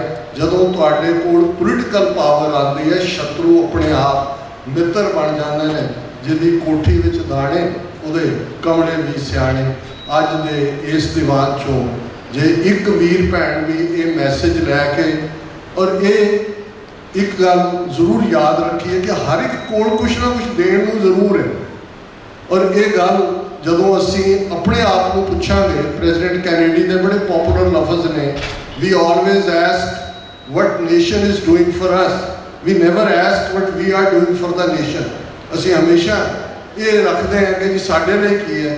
ਫਿਰ ਜਦੋਂ ਅਸੀਂ ਆਪਣੇ ਰੋਲ ਨੂੰ ਪਛਾਣਾਂਗੇ ਤੇ ਅਸੀਂ ਉਸ ਪੁਰੀ ਆਨੰਦ ਦੇ ਵਾਸੀ ਹੋਣ ਦੇ ਨਾਤੇ ਭਾਈ ਕਨ੍ਹਈਆ ਜੀ ਵਾਂਗ ਪਾਣੀ ਦੀ ਮਸ਼ਕ ਦੇ ਨਾਲ ਸੱਜਣ ਤੇ ਦੁਸ਼ਮਣ ਸਭ ਨੂੰ ਪਿਆਰ ਕਰਨ ਵਾਲੇ ਵੀ ਹੋਣਗੇ। ਭਾਈ ਨੰਦ ਲਾਲ ਦੀ ਕਲਮ ਜਿਹੜੀ ਹੈ ਉਹ ਵੀ ਉਹ ਜਲਵਾਗਰ ਹੋਏਗੀ, ਉਹਨਾਂ ਦੀ ਕਲਮ ਚੋਂ ਵੀ ਜਿਹੜਾ ਉਹ ਮੁਹੱਬਤ ਦੇ ਚਸ਼ਮੇ ਸਤ ਜਿਹੜੇ ਨੇ ਉਹ ਸਾਹਮਣੇ ਹੋਣਗੇ। ਤੇ ਭਾਈ ਬਚਿੱਤਰ ਸਿੰਘ ਦਾ ਨਾਗਣੀ ਵਰਛਾ ਹੰਕਾਰੀਆਂ ਦੇ ਉਹਨਾਂ ਤਵਿਆਂ ਨੂੰ ਤੋੜਦਿਆਂ ਉਸ ਧਰਤੀ ਦੇ ਉੱਤੇ ਆਪਣੇ ਪਿਆਰੇ ਪ੍ਰੀਤਮ ਗੁਰੂ ਕਲਗੀਧਰ ਪਾਤਸ਼ਾਹ ਨੂੰ ਰਿਝਾ ਰਹੇ ਹੋਣਗੇ।